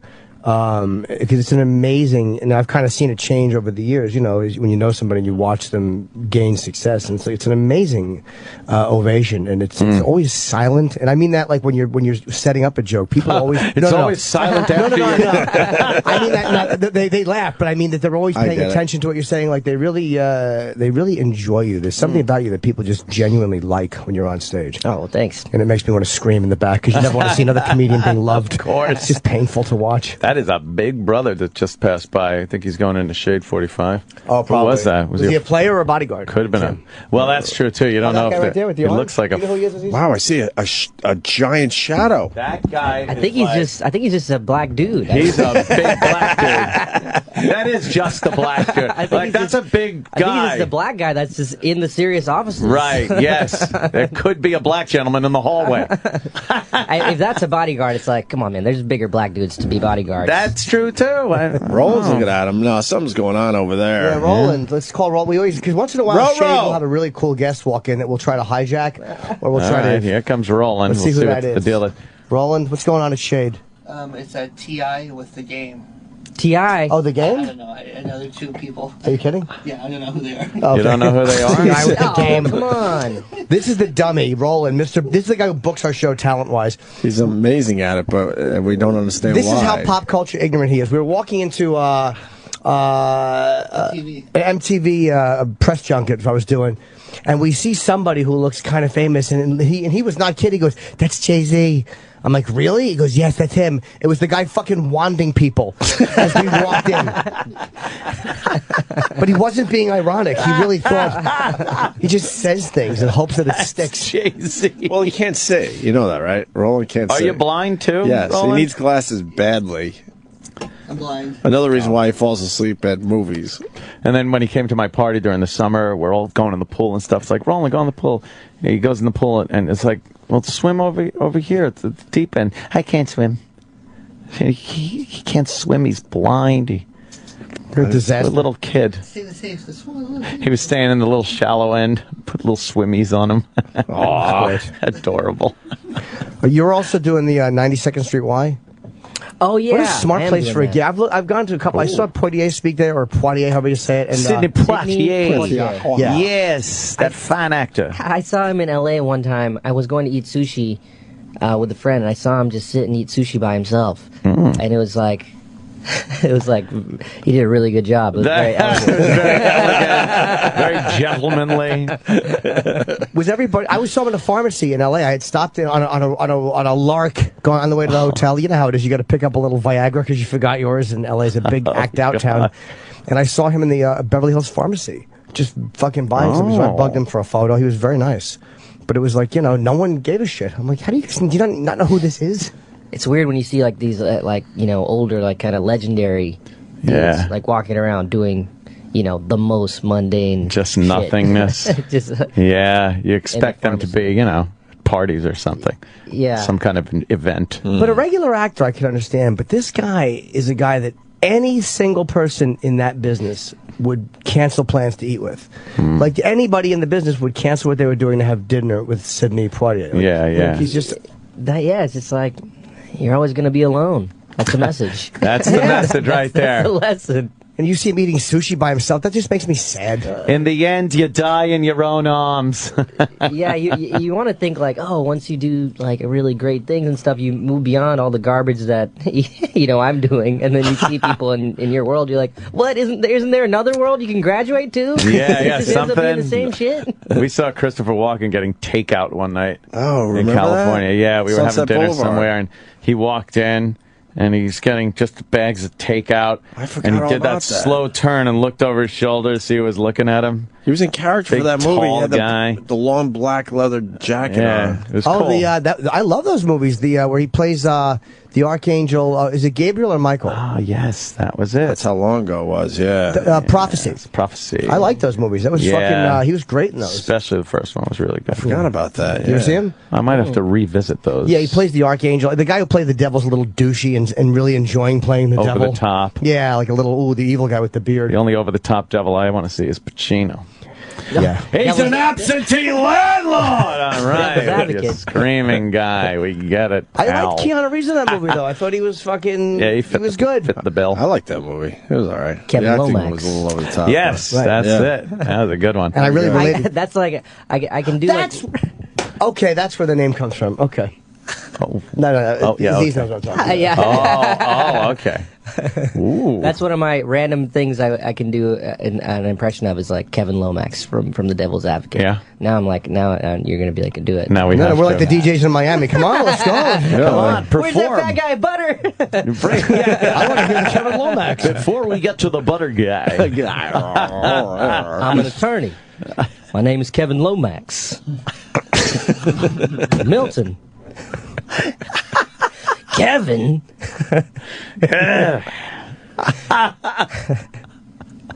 Oh God! What if I just did all of Devil's Advocate right? I see that movie. Isn't it weird? Like certain movies that are like okay movies, and you end up seeing them like a million times. Yeah. Because there's something about him you like. Like I loved Pacino in that, even though he was over the top and. No, it's fun. It's a fun movie to watch. It is. It's there are certain movies that are so easy to watch. You know them. Sometimes you don't want to put too much thought into something. Or if I know if I'm going to sleep, I'll put something on that I've seen 1,000 times because I know I could just shut my eyes, listen, and kind of run it through my head while I doze, while I drift off to sleep. I can't do that. I have to have silence when I sleep. Complete silence. I cannot have Crazy. TV on. Yeah, Do you doze during a Voss show? It's hard to sleep with a noose around my neck. Teasing, of course. Rich is great.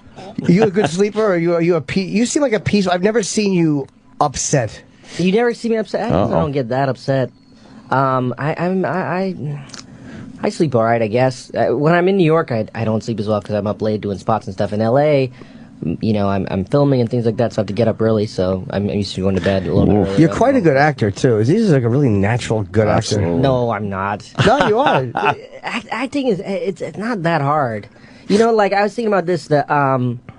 That movie. Did you guys see Captain Phillips? Oh yeah, the boat movie. Yeah, so the guy who plays like the lead Somali pirate. Yeah. He was great, right? He was great. They're talking about he might get nominated for an Oscar. And stuff. Yeah. He was a cab driver. He's just a guy. He was just a cab driver. He'd never acted before or anything. Yeah. What other field can you just instantly become one of the best? There's no way that would happen in stand-up. No. No way that would happen in radio. Nothing where it's like, well, he was just doing, he worked at Target, and then now he has the #1 radio show like a month later. It's like, no, it doesn't happen. Yeah, acting is the only thing you can all of a sudden incidentally be good at. That and prostitution. Probably the 2 jobs you can go from doing something else to being really good at really immediately. fast. Man, did that guy look the part? He was amazing. He just looked so like a scary. beat-up Somali pirate. He really did, yeah. And the most famous line, is that when he's like, I'm the captain now. Or whatever. Yeah. He improvised that. That wasn't in the script. Really? Yeah. He's fucking rewriting. Not trying to take away anything from that guy. I mean, he was incredible. I just think it's amazing that, like... You could do that. Yeah, it was like, he just came in and... How was he discovered? With Tom Hanks. I think they just, did, a big casting call, and Get a bunch of white guys over there and said, just pick out the scariest looking guy. Who would you be scared of? Yeah, look at him. He's a real slight guy, too. Well, there's probably not too many Somali actors that are capable, so they probably just did an open casting and said, let's see who we can get. Look, Tom Hanks looks scared in that picture. We'll act for Sandwich. That guy is thin. In that publicity shot, Hanks looks scared. Wow. I think he lives in Philadelphia or something. He was in some city. They were doing a big casting call. He lived in the States. And someone probably told him, hey, they're looking for guys who are Somali, and he came. Well, it looks like Michael K. Williams a little Dream bit. come true. Right? Yes, you know what? Watching the movie, he reminded me of Michael K. Williams a lot. Yeah. I don't think they all look alike. But in this case, he kind of reminded me of him too. He looks a little bit like Michael K. Williams from The Wire. Yeah. Who's getting a lot of fucking action in Boardwalk Empire this year. I don't know. You don't keep up with it? I have not delved into It's good, man. Did you watch it?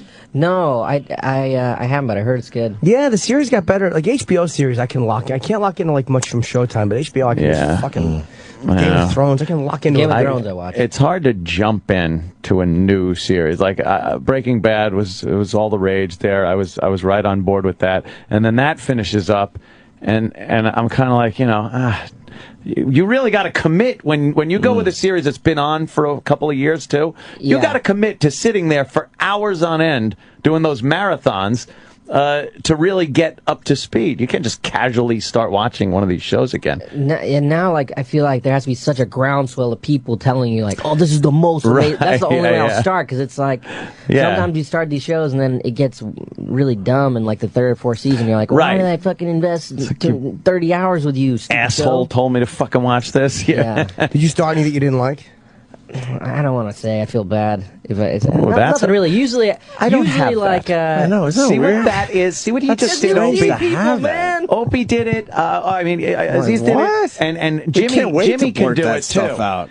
Me and Opie will sit there and just shit on anything without any thought that maybe down the road we might be fucking insulting somebody. Maybe that's why we don't get as many opportunities. That could probably... See, it might be smarter to do it there. Of course it's smarter. And there's also a mentality where some people just don't like to insult other people. Aziz is just a nice guy who doesn't like to hurt people's feelings and insult people. And I'm an insensitive. Well, he wouldn't be good at radio then. Right, yeah, you got to kind of be a creep to do this every day. Probably goes home and pulls wings off a butterfly. Yeah, he does. Something will come out about Aziz that's just truly terrible. He was putting nails in the crib. What? He would videotape thumbtacks in the crib. I don't like insulting TV shows, though. It's not my thing. I hear you. Nails in the crib. That's mean. Those babies have never gunny sack full of kittens. He's going down to the river. But you do get embarrassed when you bump into somebody that you've shit on. Well, you had one of the big ones. That's the situation I want to avoid, because now you never know what's gonna get picked up. All these blogs and stuff are just looking to fill space. You just they're waiting for someone to trip up. Oh god, man, that girl that was at that Halloween party that had the blackface on, I saw that. I was like, man, well, they're covered for a couple of days. They could do the apology. They could do everyone's thoughts on the apology, everyone's thoughts on blackface. Juliana what was she doing? Juliana they were doing the cast of Orange is the New Black. They were doing a bunch of girls dressing like the cast of Orange is the New Black, and she was that crazy eye girl. So she put on blackface. And they had all her friends and stuff, and I think she was the only actress, like, person out of the group, and they're like, all right, who should do the blackface bit? And let's get her to do Let's it. pick her. There's all the girls. Now, here's the thing. I don't see any fucking problem with that. Zero problem. Because she's dressing as someone. If the person you're dressing as is a black person, I mean, you gotta change your skin tone. You gotta go all in. I'm not offended by that really that much. I think it's like, oh, you're gonna get in trouble for doing that. But that's just it. Like, she should know she's gonna get in trouble. Right. But the whole thing that she's gonna get in trouble irks me. I understand if someone puts on fucking mammy makeup and starts going, "Mammy, how I love your hand," doing an old minstrel show type of thing. Not what that's a little more offensive than that. But if you're legitimately dressing up, they had a couple of guys and they were dressed as two basketball players from a photo that was put online. It was two real, NBA guys. And these two guys were both white guys, and it was one white ball player, one black ball player. The black ball player's got his elbows on the other guy's shoulder, looking over the top of his head. So they recreated that. The one guy had to put on blackface makeup. I think somebody didn't have to. he didn't, but he did to recreate the picture, I guess. And then it was tweeted. The picture was tweeted by some NBA entity who immediately, they were like, wow, this is a great representation of this photo. Immediately, we regret that we said this. We apologize. They apologized. But meanwhile, it's like they were recreating the photo. Because again, you got to look at context. Nobody comes out and just gives a rational explanation. Like, when you're the difference in intent between, that's a problem. Like you said, doing a minstrel show and just being mocking and shitty, and portraying a legit TV character, they are tremendously different intents and different things. And the fact is, nobody comes out and defends themselves properly. She should have come out and said, look, I'm not sorry. It's an impression of a character who I like on television. It was a Halloween costume. I'm dressing as them. And if you can't see the difference between me being a Halloween character of a character I admire and a minstrel show, then shame on you. Or there's other people getting in a lot of jam-ups here because they're going as Trayvon. So they put makeup on, put blackface on, put a hoodie on with blood, and they got Skittles and ice that guy's cake. just trying to be an asshole. Let's be honest. I mean, come on. Trying to be an asshole. You know the difference. Now that obviously, that guy's just trying to be a dick. It's insensitive. It's inciting. Yeah. The guy in blackface with a hoodie with a red splotch in the front of it. And another guy with Neighborhood Watch on his shirt, pointing his fingers at his head like a gun. I mean, obviously that's offensive. It's inciting people. It doesn't have the same thing as Juliana Hough doing what she did, or Hogue or Hoggle. That GH really confuses me. HOUGA. Her whole name is. It's so weird, all this kind of crazy stuff used to happen, and we just didn't know about it as much. Exactly. And now it's like anything crazy offensive like this just goes viral, and the person's life gets ruined. Is destroyed. That guy's. Who's gonna hire that guy for any job? Everyone. I've never hired someone for a job, but you wouldn't hire that guy. Google everyone. You Google, and that's gonna be the first thing. It's gonna be like, you're fantastic, and this Trayvon. I really want you to be the architect for my house, but I just saw your Halloween costume. I saw it. You remember 12 years ago, Halloween, when you did the black, because it never goes away. God. Yeah, I have a little problem with that. And part of me is like, oh, good, man, fuck that guy. And then part of me is like, God, that's the rest of his life. Rest of your life. Any mistake, See, offensive Halloween costumes have always been a part of it, though. I remember when I laughed so hard and I was in the Village, and a guy was walking around with a Superman outfit, and he had a wheelchair attached to the front of him, and I'm like, the genius of that. But there's always, whatever happens that's brutal during the year, there's going to be a Halloween, whether it was 9/11, whatever horrible tragedy, somebody will have a fairly clever Halloween costume depicting that event or mocking, and that's even a part of it. It's just such a... We've always had it, but Aziz is saying, now it goes viral so quickly. So many people that had crazy offensive 9/11 type costumes, but we just didn't see them because this has become a thing in the last only the people years. at the party, and maybe a couple pictures got out. Do you know how many local people you know? How many dead Jean Bonnets were around for Halloween? And, what's more offensive than being dressed as a murdered child? So So this year is the Trayvon? This Trayvon is that's the go-to for the huge offensive. That's the go-to offensive. I think that's got to be the number one go-to offensive Halloween costume this year. Anything you could think of. You think you're going to have one of these at your party this Friday? You know what? I don't know. I would hope not. Is the lady in the middle supposed to be George Zimmerman's wife? Who is I don't know what she is. She's dressed like a river dance girl or something. Right. God. An Irish girl. Oh God, I just can't believe it. Every time I see it, I'm just like, this was done. This happened. And he went with the real blackface. He didn't go with the realistic, like the brown. Pretty much looked like me. Like she browned herself up. Yeah. He's using the old vaudevillian burn a cork and rub it on your face, blackface. God. And there's also Robert Downey Jr., who brilliantly portrayed a black guy in that film. In Tropic Thunder. That was so great. Amazing. Yeah, but why is that allowed? And why is that above reproach? Some shit for that. But I mean, not where it would have counted. Right. Not job threatening. Not where it would have counted, because he's Robert Downey Jr. and he's a genius actor. But, like, what is the difference? Why is that acceptable? It's because he played a character. Well, you know what I mean?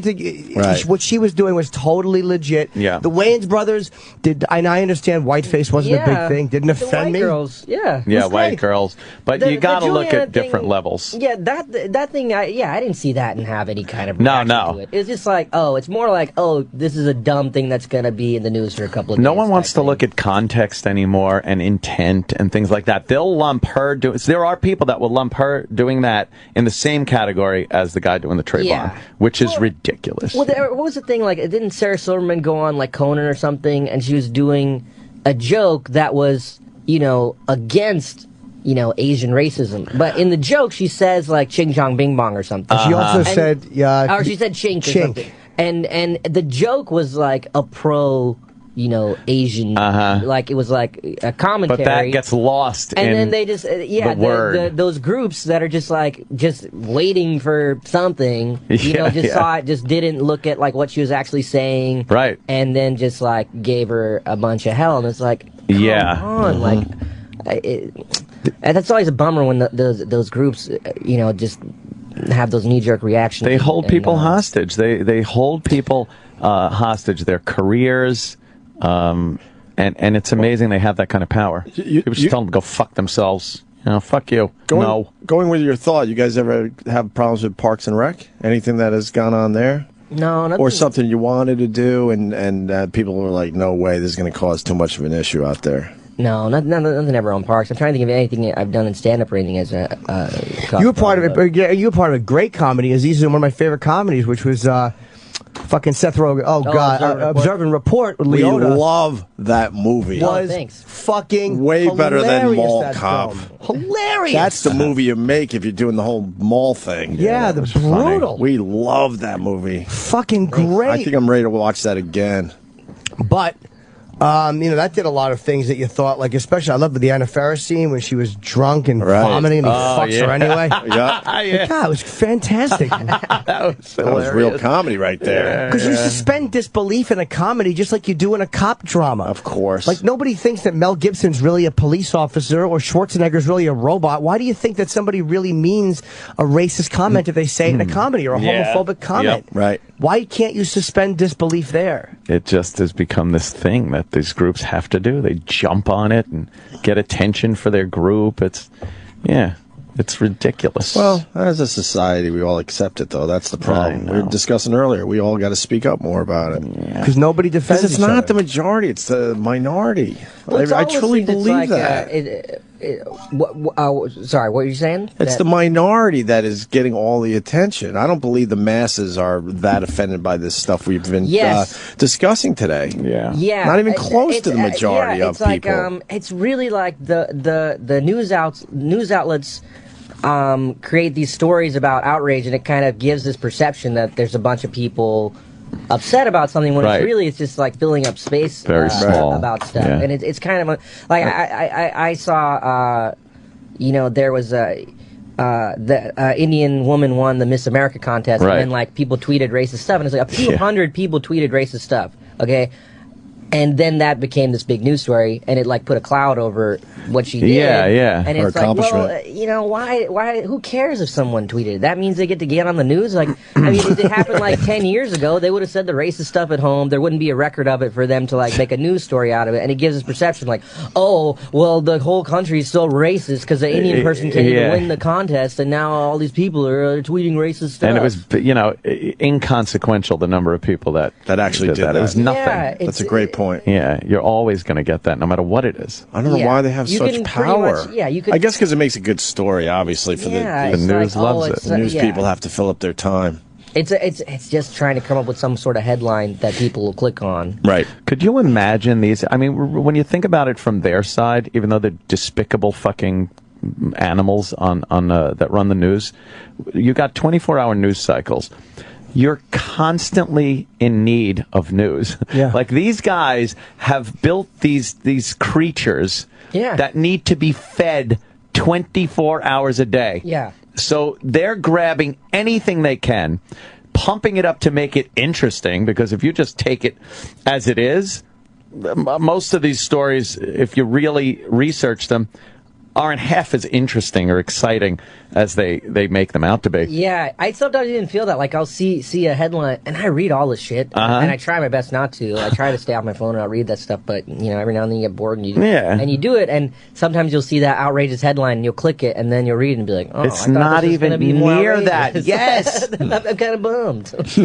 Yeah. Especially when you go to, like, news sites like Drudge is one where you'll click on a headline, it'll be very exciting, and then you realize it's like, no, it says possibly. You like the words like, well, people are saying. It's things like, meteor on course for, Earth. And it's like, oh, well, this will be the closest that anything's passed since last week. Right. And then it's like, we're going to miss us by a million miles. Yeah. When Obama does the Tonight Show, it's funny, because Jay likes Obama, and I know he likes Obama. But the headline on Drudge has read, Leno versus Obama. Yeah. Like on the up of the night before the show. And it's like, this is not going to be a big war. I remember when Carlin did it with Ann Coulter. And the headline was Carlin versus Coulter. And I had seen Ann after that, and I'm like, how was it doing it with Carlin? And she's like, he was lovely. Such a nice man. Like, she couldn't stop raving about how sweet George Carlin was. There was no fight. There was just two people who did a talk show together. Yeah. But they make it into something. Yeah. Well, that's just it. They have to keep shoveling coal into the burners. But we're all full of shit because, we know that information is, like you said, zapped out there, and it's irretractable, and we can never be taken back. And we're all living with this new set of rules, and we're all vulnerable to it for something that we normally don't see coming, and yet we don't give each other a break on it. Like, it's almost like if we were all in a movie together, and then we were holding each other accountable for the crimes committed in the movie. How fake are the other actors to not understand that we're all in this together? And we can't tell the difference between a guy that does something legitimately hateful and a guy that slips up in a joke. Or does it for complete entertainment. I don't believe it. We do know the difference. We just seem to like to watch each other swing by the neck. It's a real sickness. Well, when you're watching someone swinging, it ain't you. Yeah. So it's a lot nicer that way. So point the finger and accuse other people of things. Speaking of hateful diatribes, did I say it wrong? Aziz's special, Filled with Hate. It's on Netflix. I don't have the paper in front of me. It is, when is it on Netflix? Friday. November 1st. Oh, okay. Oh, Friday night. Okay. November and it's, what's it called? At midnight or 12:01 or whatever. You have a bunch of specials. Which one is this? This one's, it's called Buried Alive. Okay. Yeah. Is this the one I saw that you, it was on Comedy Central last year or whatever, or no? No, this is another one. Jesus, you pump out a lot of fucking material. Is this a Netflix exclusive? Yeah, it is. So you're doing it directly for them. It's not going to be seen anywhere else. After a few months, I'm going to do the $5 download. If you don't have Netflix and you want to buy it, like I did the last one, you can do that. Oh, okay, yeah, because some people don't have Netflix or. Does that when you do a $5 download or whatever you do, can people get that in other countries? They can, right? Yeah, and Netflix is kind of worldwide now too. Yeah. So we're making a lot of $5. Yeah, I mean it's great because people want to own it. A lot of $5. Yeah. So it'll come out like 6 months after that. And you can also see Aziz performing this Friday November the 1st, the same night, at the Kaufman Concert Hall at the 92nd Street Y. I'm not performing that. I'm just doing a talk. Oh, I'm sorry. I thought you were doing a talk. Wow, all right. Or like, interview thing. I'm not doing stand-up at that. Yeah, no. Just don't want anyone to come and be like, well, Norton said you're going to What perform. happened? Yeah. Fucking Jim. The 4 people. And don't forget Parks and Rec. Rec. That very specific situation happens too. I'm happy to see my friend be giving a talk in the same place I saw Gene Wilder and Sidney Poitier. I'm happy to be. Oh. How were those? It must have been fantastic. Gene right? Wilder was better. Sidney Poitier was a good talker, but he didn't talk about Hollywood. He talked about his mother and his upbringing. And I guess, again, he's so fucking bored. That would be kind of... You didn't like that? I didn't mind it, but I wanted to hear more about... I want to hear him talk about a patch of blue. But a black actor, and he won the first black Oscar. Like, I'd be much more interested to hear about the racism he faced in Hollywood. Guess who's coming to dinner? Yeah, or his impressions of those roles now. And, like, because to me, like, he's not just some douchey actor, like, all right, he made movies. I'd be interested to hear what it was like for him, and was his perspective any different because he's from the Caribbean? I would love to have heard that. But whatever. Wilder, I thought, was amazing.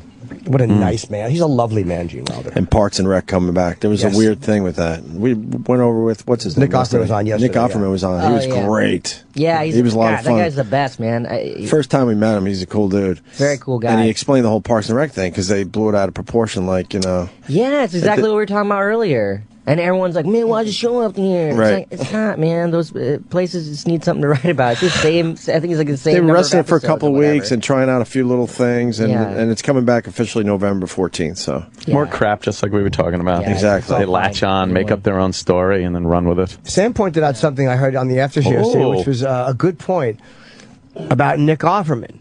Which you noticed something that we had never seen. Oh yeah. When he started laughing, because he has the same like sort of cadence and everything that he does on the show. That's like so straightforward. His laugh went like. And then he's got this cartoony giggle. It's very giddy laugh. Yeah. So they took it right out of it. Like,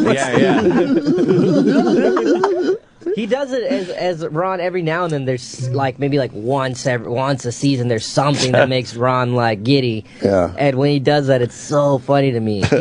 He's such a great guy. Like there are times where that whole cast. It's so many great people. Like when I go to work, sometimes it's like, man, it's really not going to get better than this. I gotta cherish this gig while I have it.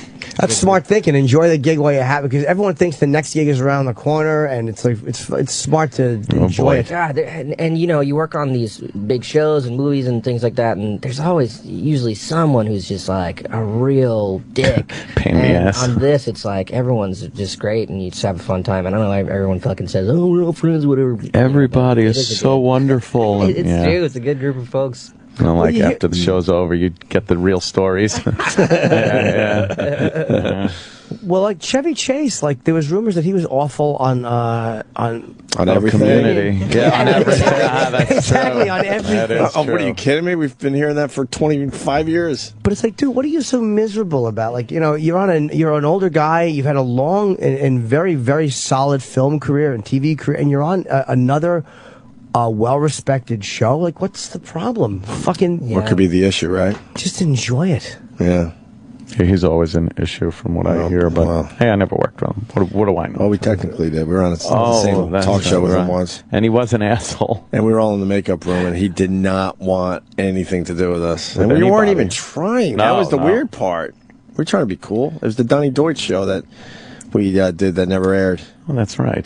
They didn't have their shit together. They were like, they filmed us 2 weeks in advance, so all the stories changed by the time they were ready to put it on TV. Chevy Chase wanted no part of me. And Chevy Chase had a pink sweater on. Remember that? Yeah. Anyway. No, he was. I sat behind. Oh, you were there at Book of Mormon. We went and saw Book of Mormon. We sat behind Chevy Chase, and he was laughing his ass off. He loved it. But he didn't want anyone taking pictures. No, he was with his family, so I left him alone.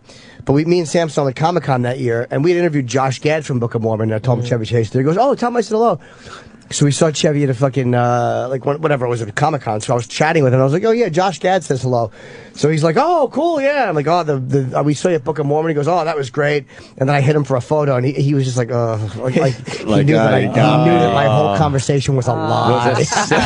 That was leading up to the picture. I'd never seen anybody's face change so quickly. Like, he was enjoying the conversation, and then it was like, It's one of those. He got me. Yeah. This one person's been calling forever. We got to get them on the line. Oh, bro. Hi, who's this?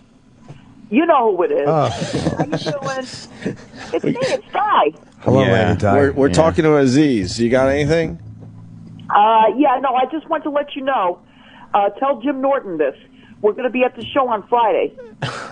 I'm at the Beacon Theater with Andrew Dice Clay on Friday. And Whoa, that's awesome. yeah, I'm happy about that. Very It's cool. going to be a great gig. It's going to be an amazing gig. Awesome venue. Yeah, it's going to be very good. Delighted that you'll be there. Listen to her. She's just yapping over. Why would you call our radio show to tell us that you're going to be at a Jim Norton show? She's one of our regulars, Aziz. Yeah. No. I just figured I'd call up and let you know. Why would we care if you were going? For what purpose? That's what he asked you. Did you see what just happened? Thank you. Opie goes, why would you call up and ask Jim Norton, or tell Jim Norton you're going to be at the show? And she goes, no, I just wanted to call up and tell him I was going to be there. And let him know. But he asked you why you would do that. What could he possibly be doing with that information? Now he's got that info. What is he supposed to do with that? Nothing. I'm just letting him know that I'm going to be at the show. Hi, Jim. Hi, Diet. Yes, chanting fan base. Marion and I are going to be at the show. All right, that's great. So let's take this one step further. All right. You've told me. I've acknowledged the information. Ball's in your court. Thank you. All right, now. But what happens with that? Why does Jim need to know that? No, I just want to let. I wanted to let you guys know that I'm going to be at the show. Especially because this is like a... What compels Is there you to... anything more terrifying than Norton's fans?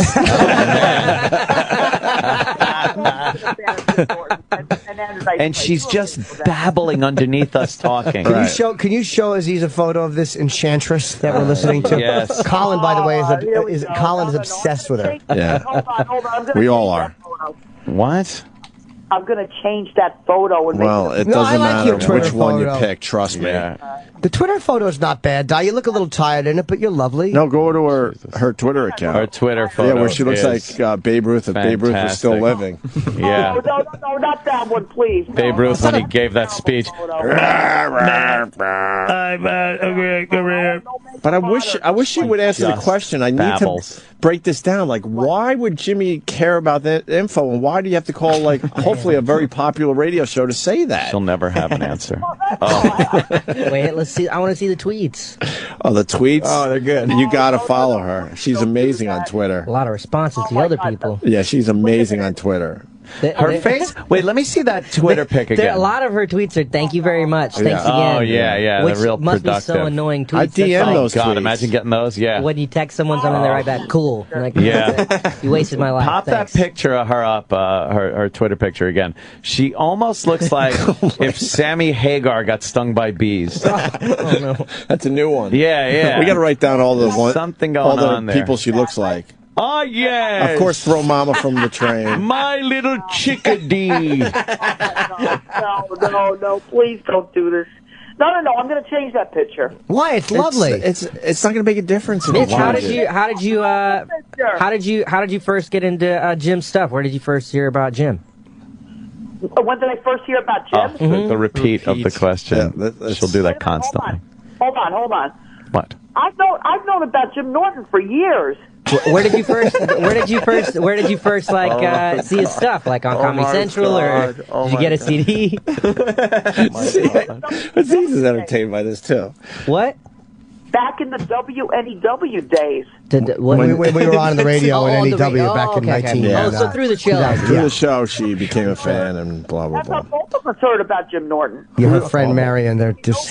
We call them the I'm going retarded deep Laverne and now. Shirley. I'm going deep in the hole. Oh yeah. I should stop now before it's like, Aziz, I'm coming to see you too. Oh, she'll be there. Yeah. Make sure you yeah. tweet Aziz and tell him how much you love. She'll stalk you next. Listen, Lady Di, I'm going to try one more time. Yeah. You needed to tell Jimmy that you're going to be at the show. Now, what is he supposed to do with that info? Nothing. I just want to let him know that we're going to be there. Me and Marion and I are going to be there. Yeah, we know. So you kind of is a show of... Marion. Listen. Hey, there's like, hey, you're doing the show. We're gonna be there, support you. All right. Got One more tickets. thing. Wait, hold on. Marion does not have a MiFi. What's a MiFi? Wi-Fi is like the first generation of the satellite radio, right? Yeah. No. Portable. Yeah, a portable MiFi. But why are you wasting our time with this? Well, I told Marion I was going to call up. Oh, that doesn't. I've never heard anybody. It's uncanny the ability you have to relay impertinent information. I've never heard anybody with an ability to tell me such. I've learned nonsense. nothing in like 5 minutes. Nothing. But Opie and Anthony, can I ask you a question? It's like context, like we were discussing earlier, though. You do understand you're telling a national, hopefully huge radio audience this stuff. International, Canada too. No one cares. But this is like a private phone call. Right, right. It's a private phone call. All right. She was trying to get a MiFi so this way she could listen to this. And then she didn't even hear what I'm trying to tell her. Why do we need to hear this? We now? don't care. She can't get a MiFi. Nobody can get a MiFi. They stopped making them. It's from 2006. Not making them anymore. All right, I understand that. Oh. I understand that. Okay. Did you get a job yet? Did you get a job yet? No. Oh. Why? I knew this conversation was going to come up. No, I did not get a job. When did you look? I've been looking, and I already know where to go, but I just don't bother because I just. Well, let's put it this way. What way? I'm taking a break from this job search thing. If you only understood that deeply, she has never worked. She's been looking for a job for 10 years. She has decided to take a break from the looking for a job thing. That's like me taking a job for being an astronaut. Taking a break. Right. Taking a break. Taking a job. Sorry, I heard yapping through it. Taking a break from being an astronaut. Wait, hold on. Why, Lady Di? Wait, hold on. What? You haven't worked in 10 years or so. At least. How are you? No, what are you talking about? No, I did work 10 years ago. Let's get the facts straight. But I know. That's what I said. But you haven't. Why would you take a break from trying to find a job? Yeah. Why do I work so hard? Why? I could just Why? take 10 years off and still be do alive. So much it's amazing awesome stuff. You could still be alive, and you could still go to. You could still go to see Jim Norton. Without working. It's amazing. Maybe she's figured everything out. Yeah, and we're the idiots. We're the dummies. Waking up early, doing radio, no. doing a bunch of stand-up. Who cares? Take 10 years off. And then she's got to answer it. No. You guys aren't dummies. I mean, why don't more people do that? Where it's like, I'm just going to chill for 10 years. Not going to do anything. Not going to work.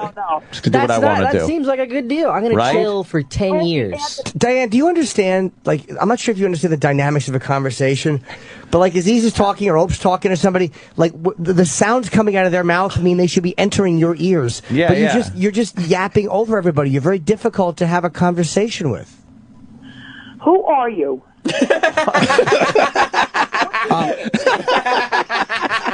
Wait, did you? I want to find out who he is. I'm Jim Norton. All right, Jim Norton. Okay. You know, the guy that you're going to see Friday, and the reason why you called us to tell us that you're going to see him. Do you have dementia? Yeah. No, I don't have dementia. So why would you ask who I am when you've known me for 14 years? Yeah. All right. Yeah, well, that's true, too. I'm sorry about that. That's true, too. Holy shit. Hold on a second. What? I thought maybe you had a comedian in there with you. We do, Aziz. We do, and I said that as well. What is his name? I said Aziz. That's how this whole thing started. I said, we have Aziz in. Do you have anything to ask him? Aziz Ansari. He's a comedian. Okay. Do you know? I mean, I don't know what to say. How about hello? Do you know who he is? Well, no. Well, now I know who he is. How about you say hi? Hi. Hi, how are you? All right, how you doing? We covered that already. Was that you, Jimmy? No. Oh, my God. What are you doing? You're a disaster. I'm confused. Yeah, no shit. Are you drinking? Are you drinking this morning? Drinking. She's a big drinker. What did you have this morning? A little bit. Oh, no. It's not even 10 in the morning. Well, that's why she's giving up that job search. What are you having this morning? Natural Life. Natural Life. No. She's drinking some natties. Some natty lights, motherfucker. She's drinking in the morning. It's natural. She's Natty. By the way, anyone out there working, you're all suckers and saps. 10 years and off. rubes. Yeah. Crack open a crisp Natty Light. Natty. 9:45 a.m. God. What time did you wake up this morning, dear? What time did I wake up? Yes. Around 6 o'clock. What time? And don't lie now. We're all friends. What time did you have your first alcoholic beverage? Crack that first beer. What time? Tell the truth. This is my second one.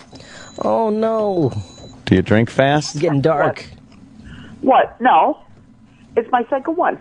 How many are you going to have? What time did you crack it? I just cracked it. No, what time did you crack the first beer? The first one? About a half hour ago. Maybe an hour? No, about an hour ago. All right, 9 a.m. You start drinking. What did you Tuesday. do? What did you do between 6 and 9? Well, I had to. Let me see. I washed up. I brushed my teeth. All right, there's 2 minutes. For 3 hours? I was on the phone for 3 hours trying to get in touch with you guys. Oh, wow. That is true. So That's why I finally took her call. She sat on hold. More or less. Or trying to call in. Off and on, for 3 hours. Just to relay the information that she's going to the show? Right. Yeah. Now I'm not sure you have anything figured out, Di. I thought you had a whole plan worked out, the whole, 10-year breather. She waited. I was on board. Now I'm not so sure. Yeah. She waited 3 hours to tell Jimmy that she's going to be at the show Friday with Marion. I mean, there's a I can't even wrap my head around that. There's a conceivable reality where she waits 3 hours, calls and says, waiting for 3 hours. Hey, Jim, I'm going to be on the show. All right, cool, bye. That's it. And that's it. Yeah. It must be a wonderful thing to live like that. Di, I got to ask you, why have you given up the job search? Oh, no, I'm just taking a little break from it. Well, yes. Why are you taking a... I did not give up. I'm just taking a break. Why are you taking a break? Because, well, let me tell you something right now. Because I'm taking a break because it seems to me like a lot of people do not want to hire people that are over 50 years old. And I'm over 50. Do you understand? Yes. Wow, she's giving us a talking to. So taking a break, what are you going to get younger? What was the excuse when you were 40? Yeah, exactly. What was my excuse? I was working when I was 40 years old. Oh. Opie, you don't remember? I don't know. Yeah, it was 10 years ago when you were working. What do you think people like to hire less, 50-year-olds or women who wake up at 9 o'clock in the morning and start drinking Natty Light? Exactly. You're living a rap video. You got the beer wrong. Anthony, you got the beer wrong. It's Natty Ice. Natty Ice. All right, we got the natural ice. Whatever. Natty Ice. Natty. Natty Light. No thanks. Yeah. Is it a can or a bottle? A little bit stronger than Natty Light. Why would they? A little strong, but good. You gotta get a little of that ice action, right? Natty Ice. Hey, is it is it a can or a bottle? Little break. What? A can. Of course. Slugging beer out of a can. Just cracking that piss warm can of Natty Ice. Natty Ice. No, they're not warm. They're not warm. Okay. Good. Yeah, That's great. So now, why do you think that people don't want to hire 50-year-old women, right? Right. But I look like Babe Ruth. Yeah, you listen up. You don't think people want to hire, so you're going to take a break and wait for more time to pass by. That problem isn't going to solve itself by adding more time to it. No, I don't know. I mean, this whole thing with the computers and stuff like that, that's kind of difficult. To get on a computer... Well, you could have spent the last 3 hours learning something about it. Right. Yeah, I know. I have my computer... They're not that difficult. I got a 3-year-old that's rocking the computer. Exactly. A girl or a boy? Oh, Jesus. Wait, at least you grasped the important part of the discussion. Lady Di, listen to me. Where was the last place and when that you tried to get a job? Family Dollar. That's what she said. She was in here. That's a long time ago. That was months ago. Yeah, whenever Family I made Dollar, that video. isn't that chain gone? I think so, like Blockbuster. I saw one of those in South Carolina 15 years ago. Yeah. No, it's still there. All right, Family it's Dollar still there. Still around? Family you live in New York? Family Dollar? She's picking obscure places. Corvettes. Corvettes. Kleins. I live in Elizabeth, New Jersey. Elizabeth, New Jersey. All right. Good. Lady Di, so you haven't looked for a job in months. No, try 1 month. No. When you were on this very show months ago talking about the dollar store. Yeah. That was months ago. May. Rock just told me. It was May. June, July. I was 6 months ago almost. 6 months 5 months. ago 5 months the and dollar change. store. Remember, it was the day you had that discharge. Di. Yeah. It was 6 months ago that you haven't looked for a job. Right. Okay. Are you coming to the show? Are you coming to the show?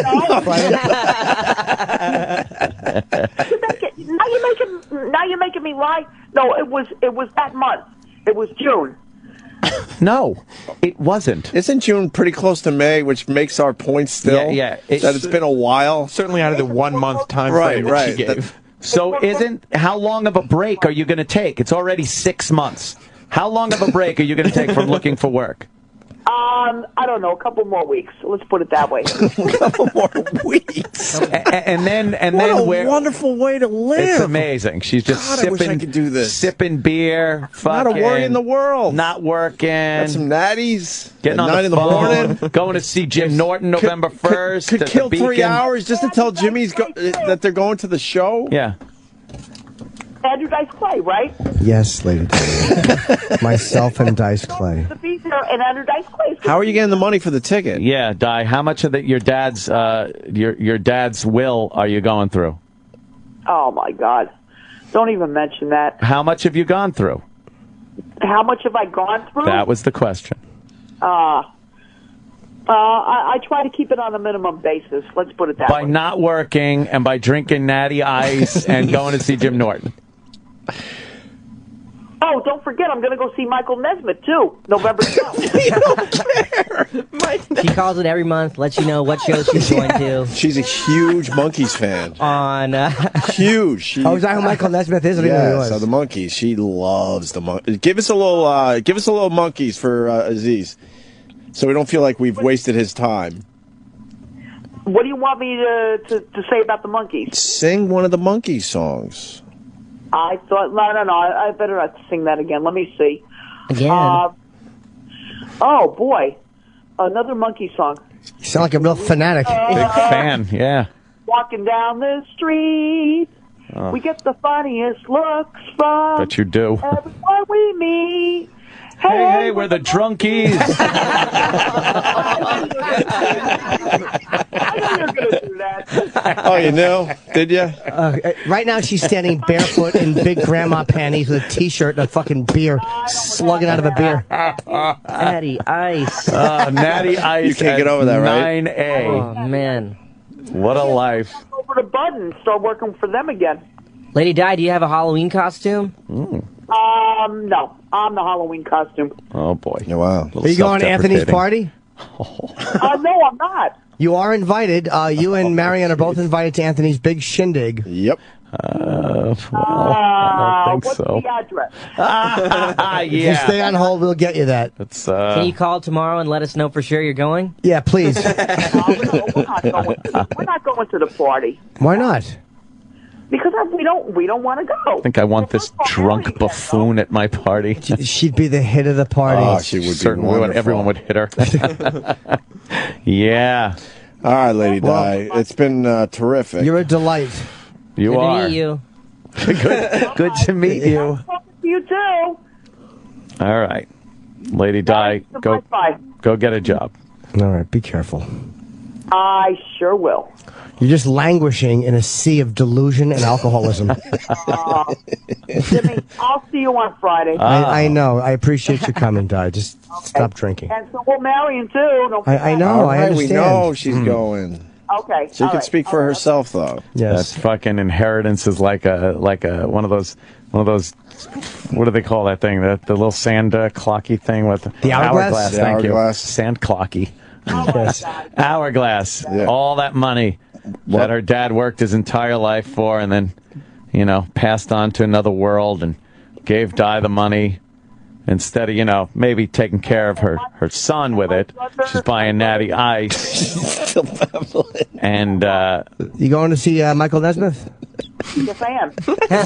She already said goodbye. In Englewood. Wow, that's pretty impressive. Where are your seats? Don't know. Oh, yeah? What is Michael Nesmith going to do? He doesn't sing any of the Monkees songs. Yes, he does. No. Well, he has to sing now that the other guy's He doesn't dead. sing. He wasn't the singer in the Monkees. But the singer's dead, so. One of them. What? He was one of them. No. What songs did he sing? He sang a couple of the really bad ones that no one knows. I know them all. He didn't sing Daydream Believer.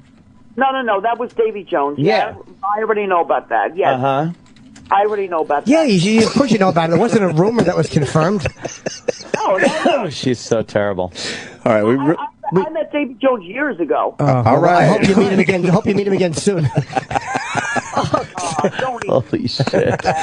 Oh, my God. We got to let you go for Goodbye, real. Di. All right? Okay. All right. 10:09? Jesus. What? Wow. It's 10 after 10. Yeah. It went fast. I hope you enjoyed that, Aziz. We did that for you. Very interesting. Yeah, Colin Quinn can't get enough of her. Oh, Colin loves her. And her friend Marion. Yeah, he's a bit obsessed with her and Marion. Yeah. Marion is just as trippy. Let me tell you, that was a great call by Lady Di. Huh? That was a great call. I think so. It was hilarious. When she's, who are you? Holy shit. The whole reason why you called. Holy fuck. And let's properly plug everything here. Yes. Aziz has his special Buried Alive streaming on Netflix. Starts Friday, November the 1st. And you can go to azizansari.com or his name on Twitter, Aziz Ansari. And if you want to also download his older special, Dangerously Delicious. And, of course, Parks and Rec is on NBC. November 14th is when it is coming back, right? Thursdays at 8 o'clock. And this Friday, if you're not going to see me and Dice, maybe you've seen one of us recently, go to the 92nd Street Y and see Aziz give a talk. Absolutely. It's an amazing venue. Thank you, man. Thanks so much for having me, guys. Always a pleasure. I hope you enjoyed most of your time here today, Yes. sir. I did. Okay. We wanted to impress you that we get the chicks on the radio show. Chicks. All right, is that it for today? I'd like to tell you about something on Netflix also. You might have heard of Russell Peters, right? Well, Russell is going to be on Netflix with his newest special, Notorious. His newest comedy special. He's an international sensation, Russell Peters. Yeah, he's got, like 75 million views on YouTube, million Facebook fans. One of the most diverse audiences on the planet. Sold out Madison Square Garden, Sydney's Royal Opera House. He's big. He's also launching, with his new special, Notorious, Russell Peters versus the World. And that's an exclusive 4-part series. And it takes you behind the scenes on Russell's tour. Tons of great outtakes, interviews with his friends and family, including Jimmy Norden. So don't miss Notorious and Russell Peters versus the World. That's streaming right this second on Netflix. You're listening to the Opie and Anthony channel on Sirius XM.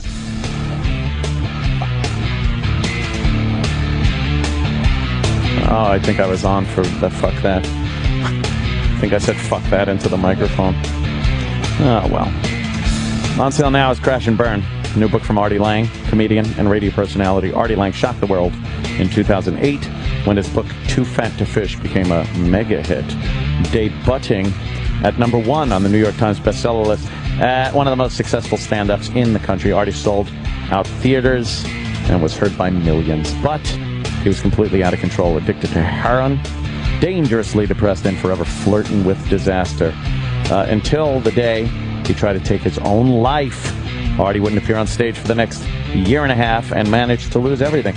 But what fans don't know is what happened next. For the first time, Artie opens up and shares all the full truth behind his now legendary on-air meltdown, colorful and crazy stints in rehab and in mental hospital, and most importantly, the next chapter, the wild, wild ride back, hilarious and heartbreaking. Artie goes all in with a story that's as shocking as it is funny. Crash and Burn by Artie Lang, on sale now. This is the Opie and Anthony channel on Sirius XM. There another? That'll hold these little fuckers for a while. No! All right, fuck this noise. I'm out of here. What? No! Oh. You know, for a couple of bucks a month. Oh boy, no bed, huh? Yeah, I don't know what he's doing. What? Couple of bucks a month. Steven Singer could shave with DollarShaveClub.com. See what I did there? I fooled you. Yes, DollarShaveClub.com delivers amazing quality razor blades right there to your door. Not only does it save you a ton of cash, it saves you from trudging to the drugstore. I never really trudge to the drugstore. I prefer driving. For a pack of blades, you get stuck behind that deathly sick person. You know, the guy who should be home quarantined, but instead he's hacking up a third lung right in front of you. You know, call me insensitive, but I just want a pack of blades, not the Ebola virus. What is this, a comedy sketch? Am I doing a comedy sketch? Wow. Holy mackerel. I'm just trying to sell some razor blades here, people. I can tell the people I actually use Dollar Shave Club, and I love it. Opie does use it. Wow, we don't have to do a comedy I know. sketch. You know, you the think blades people are going, awesome, and they come in the mail. What else do you need to know? They come in the mail. They're inexpensive. You always have them. No more wasting time. You don't have to go with the dull blades, cutting your face up. You know, everyone here is getting their Dollar Shave Club blades, and you should too. While you're there, check out the Dollar Shave Club new pre-shave Dr. Carver's Easy Shave Butter. Try it. Your face will thank you later. Listen, treat your wallet right and avoid drugstores with all those sick people. DollarShaveClub.com. It's a life saver. It's a life shaver. That's kind of better, right? I made a mistake. I was supposed to say it's a lifesaver, and I said it's a life shaver. That kind of works because it's razor blades. I'm a fucking genius. DollarShaveClub.com. Later. Here comes line of the day, line of the day.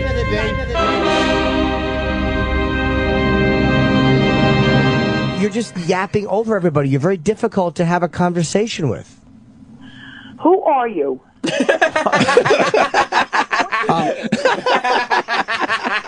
Opie and Anthony Show is pretty much over.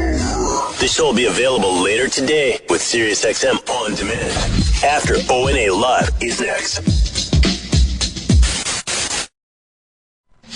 This is After Opie and Anthony Live. Here's your host, Sam Roberts. Oh my God, I don't even think Sal was alive when they made My Fies. That call from Lady Di today just made my day. Oh, that woman's entertainment knows no ends. I don't know if you were listening to the last segment. Here on the Opie and Anthony Show, 866-WOW-1-WOW is the phone number if you want to chime in, because I'd love to hear what the audience response was. But on what planet? Okay, we got Aziz Ansari in here, right? And he's a legitimate big star at this point. He's got, Sal was telling me, over 3 million followers on Twitter. He's on Parks and Rec, the biggest show there is. He's doing the Louis C.K. put your comedy special on your website and charge $5 for it model that only works if you're ridiculously successful, and it's working for him. Okay, this guy is super famous at this point. He hangs out with Jay-Z and Kanye West like at their house. Like, he's the guy who's making cameos in rappers' music videos as, yeah, this is my famous friend, Aziz, that just hangs out with us. He has no role or purpose here, but we put him in the video because he's cool. I'm sure at one point Kanye West told Aziz about leather jogging pants before he told Jimmy Kimmel about it. Aziz probably knew Kanye was pissed off about that from way back in the day because they're boys. That's how famous Aziz Ansari is. On what planet does Lady Di and her bullshit get to infect the life of a star like Aziz? You know what I mean? Like on what planet would you think that Aziz, because he was sitting here and he's a nice guy, he's super nice, and he was trying to be like, I'm sure that there is something endearing about this woman. I'm sure that there is something to this woman that makes her life worth living. And he's asking her about a Halloween costume, and he's saying, nice to meet you, and he's, you know, how are you doing? And he's being polite. But even Aziz got frustrated to the point where he's sitting there going, I've been working my ass off throughout my entire youth. as throughout my 20s, into my 30s, busting my ass to try to be good at something, to try to be successful at something, and then you have Lady Di calling in, who's taken 10 years off of working so she can sit at home, drink Natty Ice at 9 o'clock in the morning, and call up a show to announce to a comedian that she'll be in the audience. Even Aziz at that point was like, I don't know what I'm doing anymore. Apparently this is the way a person lives their life. How did she achieve anything in life that she could actually have an effect on that dude? Let me go to Nick in Tennessee. What's up, Nick? Hey, what's up, Primetime? Did you just call me Primetime? I did. I called you Primetime. That was one of those. I think you said Prime Time. I think it was one of those Brian Regan things where you were going to say Prime Time, and then you thought better of it, and you were going to say Sam, and then Prime Time happens. That's very true. Well, we have in common, man. Yeah. My last name's Samar. My middle name is Roberts. So we got something in common. Anyways, man, I wanted to thank you. You sent me a Blu-ray last week of Pacific Rim. That was pretty cool, man. Oh, yeah, you got it. And, yeah, I got it. And Lady Di is a fucking train wreck, man. Oh, my God, it's hard to listen to. You can't call her a train wreck because if you've forgotten, her ex-husband was so tired of her that he jumped in front of one. So you don't want to say he caused a train wreck. But, yeah, I mean, when she responded to the question, I don't remember if it was Ant or Jim who asked her, have you been drinking this morning? And she said, yeah, I've had a couple drinks. Yeah, I'm drinking natural ice. Like, that's how you know. It's a normal part of life. She's not even drinking Natty Ice, ironically, the way a frat boy does it, the way college kids drink it because it's funny. She's drinking it the way somebody who calls it natural ice drinks it. Like, that's the beer that she chose because it's cheap, but it's still pretty good. It still tastes good. It tastes like beer, you know? Natty Ice. It's expensive and it tastes wonderful. Yeah, exactly. Early in the morning. Thanks, Holy Nick. shit, man. All right, buddy. See you. Yeah. She's quitting coffee, just like Opie. Opie said this morning he's quitting coffee. So is Lady Di. She's taking up Natty Ice instead. The best line of today, actually, me and Eric picked up on it, was Aunt goes, in her photo, she looks like Sammy Hagar with bee stings all over her face. She does. What's her Twitter address? Do you have it up there? It's so complicated. Diana, That's I get stressed out because yogurt name. And then I sit at the computer while the show's on, and I get stressed out because they ask me to pull up a picture of Lady Di, and her Twitter name is impossible to remember. She's decided to pick the worst name in all of Twitter. What is her Twitter name, Sal? Diana Orbani777. So everybody should follow Diana Orbani777 on Twitter and just see this photo that, as Ant so eloquently put it, looks like Sammy Hagar got stung by a bunch of bees in the face. Jason in Detroit. Hey, Sam, I know you're a wrestling fan. I got to ask, do you think this is any kind of work with her? Or do No, you think she's dude. Really? I've had conversations with her. I mean, you remember, she's been on the show for years, okay? Yeah. And you remember she returned to the show by calling in to this show after Opie and Anthony Live. And I talked to her for like 35, 40 minutes that day. And it was not, and then she came in and she was on the air. She had a vaginal discharge on the air. That's what kind of train wreck she is. She's a woman. She's 50 years old, right? And not proud of being 50. Not Molly Shannon on SNL. She's 50 and appears to be in her late 70s. Like, she is horrible. And she sits there and she realizes something's going on in her pants. This was about 6 months ago. And she whispers into the microphone for some reason, I think my monthly is coming to visit. Or I think my friend's visiting. Yeah. Like, she thinks at 50 her period is starting over. And then she comes back into... This is the train wreck we're dealing with. She comes back into the studio. And we go, Lady Di, what happened? And she goes, oh, no. It was just a discharge. It was just a discharge. We go, what? Yeah, I've never even heard that phrase before. I didn't know that happened. A woman has never come to me and said, no, it was nothing to worry about. It was just a discharge. She'd say, I would sooner hear a woman say, no, I just had to drop a hot shit, than no, it was just a discharge. You know what I mean? And so, no. And then we talked to her off the air. I had conversations with her off the air. There is no work. There is no wrestling gimmick to this woman. This is a woman who's been sitting at home since we last heard her 6 months ago, drinking Natty Ice watching reruns of the Monkees and thinking about when she's going to call the Opie and Anthony show so she can tell Jim that she's going to see him. That's it. That's it. Oh, Christ. My You're God. the best, Sam. Thanks, Jason. One of the hardest laughs I've ever had here was the day that Bobo, Marion, and Lady Di were all here. It was just like that was the sideshow of it all. It's so weird. Dude, it was the funniest fucking thing. That was 6 months ago. That's when we last heard from Lady Di. They should do it again, but throw like some sort of a wrench into it. Well, Colin Quinn would be the wrench. Yeah. Well, no, Colin was here that Colin day. was here that day, yeah. And that's the other funny thing. Colin Quinn loves this woman. Colin, that's why I like Colin, because he loves the freaks that come on this show. Anything that has to do with Bobo, anything that has to do with this train wreck we heard from today, Lady Di, he is all in. He's got a big heart, you know? He's got something. Or he's a glutton for punishment. That's it. Tom. Hey, morning, Sam. What's up, buddy? I think Ant owes Sammy Hagar an apology. The man has done nothing but bring us good music his entire life. Maybe you're right. And I think a Valanche comparison would have been more in order.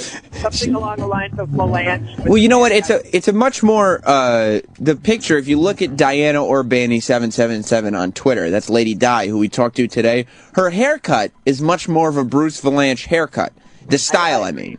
I would agree. And look at poor Sammy gets dragged into this. All he's trying to do is sell a little bit of rum, yeah, a little bit of weed, run down Van Halen a little bit, and what's not to love? What's not to love? You're right. Maybe he should apologize to Sammy.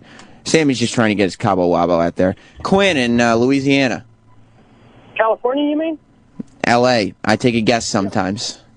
What's up, buddy? Right. I'm just calling to say the show was great today, man. I missed the end of Jocktober, but... Yeah, I mean, it's rare that something can come in. When we stop Jocktober short, it's rare that something can come in and save that, but Lady Di does it again. And also the Bobo one with Lady Di was the best fucking thing. I mean, there's nothing better than Lady Di. I like today because I really enjoyed seeing Aziz, who just lives his life on positive terms. You know what I mean? He likes having people around him that he likes. He likes being able to say nice things to people and for people to say nice things to him. All this seedy underbelly of planet Earth that the Opie and Anthony show exists in doesn't happen in Aziz's world, okay? There is no Lady Di and Marion and Bobo and these fucking wrecks who obsess over this show and stalker patties. None of these people exist in Aziz's world. He's made it that way. He's become successful to a point that he doesn't have to deal with this nonsense anymore. And for her to come on and infect his life with her bullshit of sitting at home at 9 o'clock in the morning drinking Natty Ice and watching Monkees reruns is preposterous and hilarious. Kevin in Houston. Hey, Sam. What's up, buddy?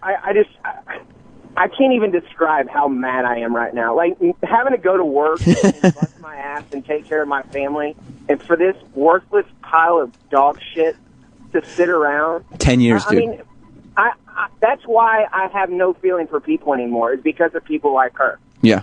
Yeah. I mean, it's enough. Lady Di is enough to turn you off of the entire human race. Later, Sam. Later, buddy. Like, if aliens came to this planet, and it was like ID4, and Will Smith was like, holy shit, why is that spaceship blowing up the White House? And the aliens came to Will Smith and said, well, we met Lady Di. It was the first person that we met. I would assume Will Smith would be like, do what you got to do then. I understand why you want the human race to be extinct right now. And you go to Lady Trucker. What's up, Lady Trucker? Lady Di makes Lady Trucker look like a pleasant human being. You know what I mean? Yeah, but Lady Di is just such an evil drunk tart. I mean, she's telling Jimmy, hey, I'm going to your show, and then she's, yelling, who are you? Yeah, it's insane. Come on in, Nicole. You missed a great show. Aziz Ansari was here. And on your show or O&A? On O&A. And Lady Di called in. You remember Lady Di? From Lady Di and Marion? Not the one who drove into a wall. Lady Di, our Lady Di, from Lady Di and Marion. Okay. I have no idea what you're talking about, but whatever. She was you met her like 6 months ago. It was the two of them. Opie made a twerking video with them. This lovely woman right here. I was just going to say, who's that scary woman? That would be Lady Di. Hello, Lady Di. Now, Nicole, I don't know. Before we start anything, I want to tell you about Russell Peters. You know about him? No, I don't know about Russell Peters. He just happens to be one of the biggest stand-up comedians in the world. Oh, really? And he's got a brand new comedy special. You don't say. It's called Notorious. It's premiering exclusively on Netflix. The hour-long special was shot on Russell's recent world tour and is the newest comedy special from Netflix. If you haven't already checked it out, you really have to. Notorious is not to be missed. Russell has been doing stand-up for over 20 years, since he was 19. Wow. He sells out arenas all over the world. He has nearly 1 million Facebook fans, and his YouTube videos have over 75 million hits. That makes Apple Phone 5 look like child's play. Entertainment Weekly calls his new special Notorious funny and risque. Oh. Netflix is also launching an exclusive 4-part series, Russell Peters versus the World, which takes you behind the scenes during the Notorious tour. So don't miss Notorious and Russell Peters versus the World, now streaming on Netflix. Just something I've been meaning to tell you. You know what? Thank you. I feel like I've filled in now. Right. Now, Nicole. Yeah. You came on after Opie and Anthony Live on Friday. I know. I feel like they're mad at me. And you announced to the world that you're expecting a child. Yeah. A girl. A girl. This is exciting news. I know. Now, yeah. I don't know what's going on. I know. But you make this a whole family event for the first time ever. Now, you've told a lot of stories on this show. Yes, I have. We've talked about your partying days. We've talked about your many sexual exploits. Yes. With your husband, before your husband. I'm assuming not during your time with your husband. I mean, I don't know. No. We don't know for sure. No, we haven't gotten there. But for the first time ever on the Opie and Anthony channel, your husband is here. Yes. Holy cow. Mr. Matt Biggins is here. Easy, guy. Easy. What are you doing here? I'm just conducting some business, Sam. Yeah? As usual. You look like you're conducting business. You got your suit that fits on and it's a blazer. Yeah. But we'll get there. You got pants? No. Okay. Pantless day, it's serious. I'm glad you're here, actually, Matt. And I'm glad you're here, Nicole, too, because there's something that I have been meaning to address. Eric, you in there? Who's in there? Yeah, I'm here. Get Danny up here. Okay. Oh, no. Let's not do this. No, I want to talk to him. I don't want to do this. It's a weird thing. I know it's weird. What do I have to do? I want to talk to Danny. Have you met Danny, Matt? I don't know. So what, you're up here just conducting some business with the company, and That's correct. thought you'd stop in and say hello? I wanted to see my favorite radio DJ. Where is he? I'm just kidding. He's I know right it's me. Actually, it's Stan. Oh, yeah. I bet it's Stan from the Morning Mashup. You know Stan's not here because he took the week off because it's his birthday. No, it's not. It's his birthday week. His birth. Oh, he here took the week off because he's a man of a certain age at this point. 12 years old, apparently. Yeah. How do you feel, first of all, Matt, about when your wife comes on the show and explains some of her more private moments? I Shares feel that very with proud. us. You do? You're proud? I was the one that locked down the real girl that we all know and love, Nicole. Right. You know, do you hear a lot of the real girl that you all know and love? in a bathroom stall. Okay, so it's not a surprise. Nothing's going to shock me. In a bar at 3 a.m. Right. Bathroom And then stall. she called, actually, yeah. It was super romantic. Is that where you were intimate together for the first time? That's where the baby was made. Oh, That's stop. beautiful. Oh, it's not. That's beautiful. For 5 years. Speaking of the baby, Dennis. The baby. How are you? Good. How you doing? Matt, do you know Dennis Falcone? Dennis, pleasure How to are meet you, buddy? How's everything? Dennis has been in the radio business for quite some time. Yes. He worships the radio business. He's as old school as they come. Okay? He's all about, as he says, he's theater of the mind. Yes. Right? Is that right, Dennis? That's right. And he's all about talking to your audience because, as far as he's concerned, one-on-one. The one guy listening, that's a friend. You have a relationship. Is that right, Dennis? Exactly. You're not talking to everybody out there in radio land. You're talking to that one person, one listener at a time. You never talk to me, Dennis. When I'm sitting there and I'm talking to Nicole about having sex on a beach while a strange Mexican man watches her, I'm actually talking to her husband. That was her father. Well, I didn't know. Nicole, you didn't tell me that. You guys haven't heard that one? Watching or participating? He was the picture taker. Oh, okay. Yeah. So it's not weird. It's all lies. No, he forwarded them to me. Here's the weird part. So Nicole comes on this show on Friday. By the way, I have to compliment you on your sense of humor about everything. Thank you very much. But now we're going to test it. Nice to meet you. Now we're going to test it because Nicole comes on this show. Oh, boy. On Friday. She announces to the world that she's pregnant, right? And she leaves the studio. And right down the hall, 45 seconds after leaving the air, Was Dennis Falcone the first person you talked to after you got off the air? I believe he was the first person I spoke to. Now, Nicole, I want you to tell me how the conversation went. What was the first thing that Dennis said to you after you got off the air, announcing you were pregnant? I need to first preface this by saying I believe it was out of love. But he did tell me a story about a woman years and years ago who he didn't feel should announce that she was pregnant on the air because when she did finally give birth, it was dead. What? No, it was a guy I worked with. What? It was a guy I worked with. I'll tell you the story. A guy I worked with, right? Yeah. And at the time I was a program director of the station. Let me give you the story. Yeah. And he said, hey, my wife is pregnant. I said, well, make sure you don't talk about it on the air. I said, why? Now, you're telling Nicole this story immediately after announcing she's pregnant. Immediately. I knew she was pregnant. I said, congratulations. But immediately after announcing on the air. You were talking about it on the air. Yeah. Right. So I said, whatever you do, don't talk about it on the air. Why? I said, well, just don't talk about it, just in case something, it's like saying, hey, I'm getting married, and then all of a sudden, you're not getting married. And it's like, well, it's not a happy ending. You're saying good times and great oldies, and, it's not a happy ending. So you're a cup half full kind of guy, huh? Exactly. So, he needs something to mention the good times. Silver lining, the good times and the great oldies. Don't talk about it until the baby is born. Then you say, hey, by the way, congratulations to my wife. We just had a new member of the family. Fine. Now, so before okay, fine. Before we even know the ending of the story, Nicole's looking at you going, okay, well, this advice doesn't help, being that I just announced on the air. Exactly. Okay, but go on. And the conclusion of the story. And you don't know if the program director of the radio station that she worked for wanted her to announce that on the air. I don't know if it was discussed. Oh, yes, we do. And he did not. It was discussed, and he gave me the go-ahead and told me to share it with the world. And he was fearful for some of some reasons. Well, what was the conclusion of the story? Well, they had a healthy baby. Fantastic. Oh, great. So I left the station. His wife is expecting another child. Oh, beautiful. Exactly. Not beautiful. He's on the air. Dead. He's on the air talking about it every day. Hey, my wife just did this. My wife went there. My wife went to the Because it's a process people can relate to. It's beautiful. Exactly. It's nice. Exactly. Well, sad to say. Yeah. Sad to say what? Sad to say the baby was what? Stillborn. Stillborn. Yeah. So it was not good times and great oldies. My wife lost the baby. He just said stillborn. He just said stillborn like a radio guy. He goes, stillborn. So you just said stillborn. He could not play "Be My Baby" by the Ronettes. You just said stillborn like it was the artist for this 2 for Tuesday. Stillborn coming at you.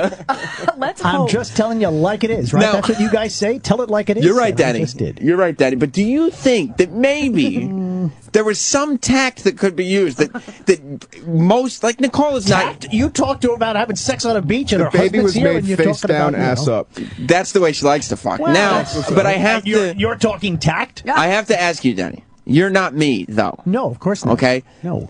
And I would think, as a human being, yes, off the air specifically, because there are things that I'll say on the air that, once you get off the air, it's like, you're not entertaining people, Sam. Like, you're just hurting me now. Right. Like, you're just hurting me for your own enjoyment. So you're different Sam off the air than you are on the air. I mean, I try not to be as brutal off the air. I try. No, you're pretty brutal off the air. Well, to you, maybe, because you do things like this, Dennis. Because do you think that maybe... talking to her for advice. When a woman is pregnant... The advice is don't have a stillborn baby. Thank you, we got it. When a woman is pregnant, Nicole is not your typical girl, and that's fine. But...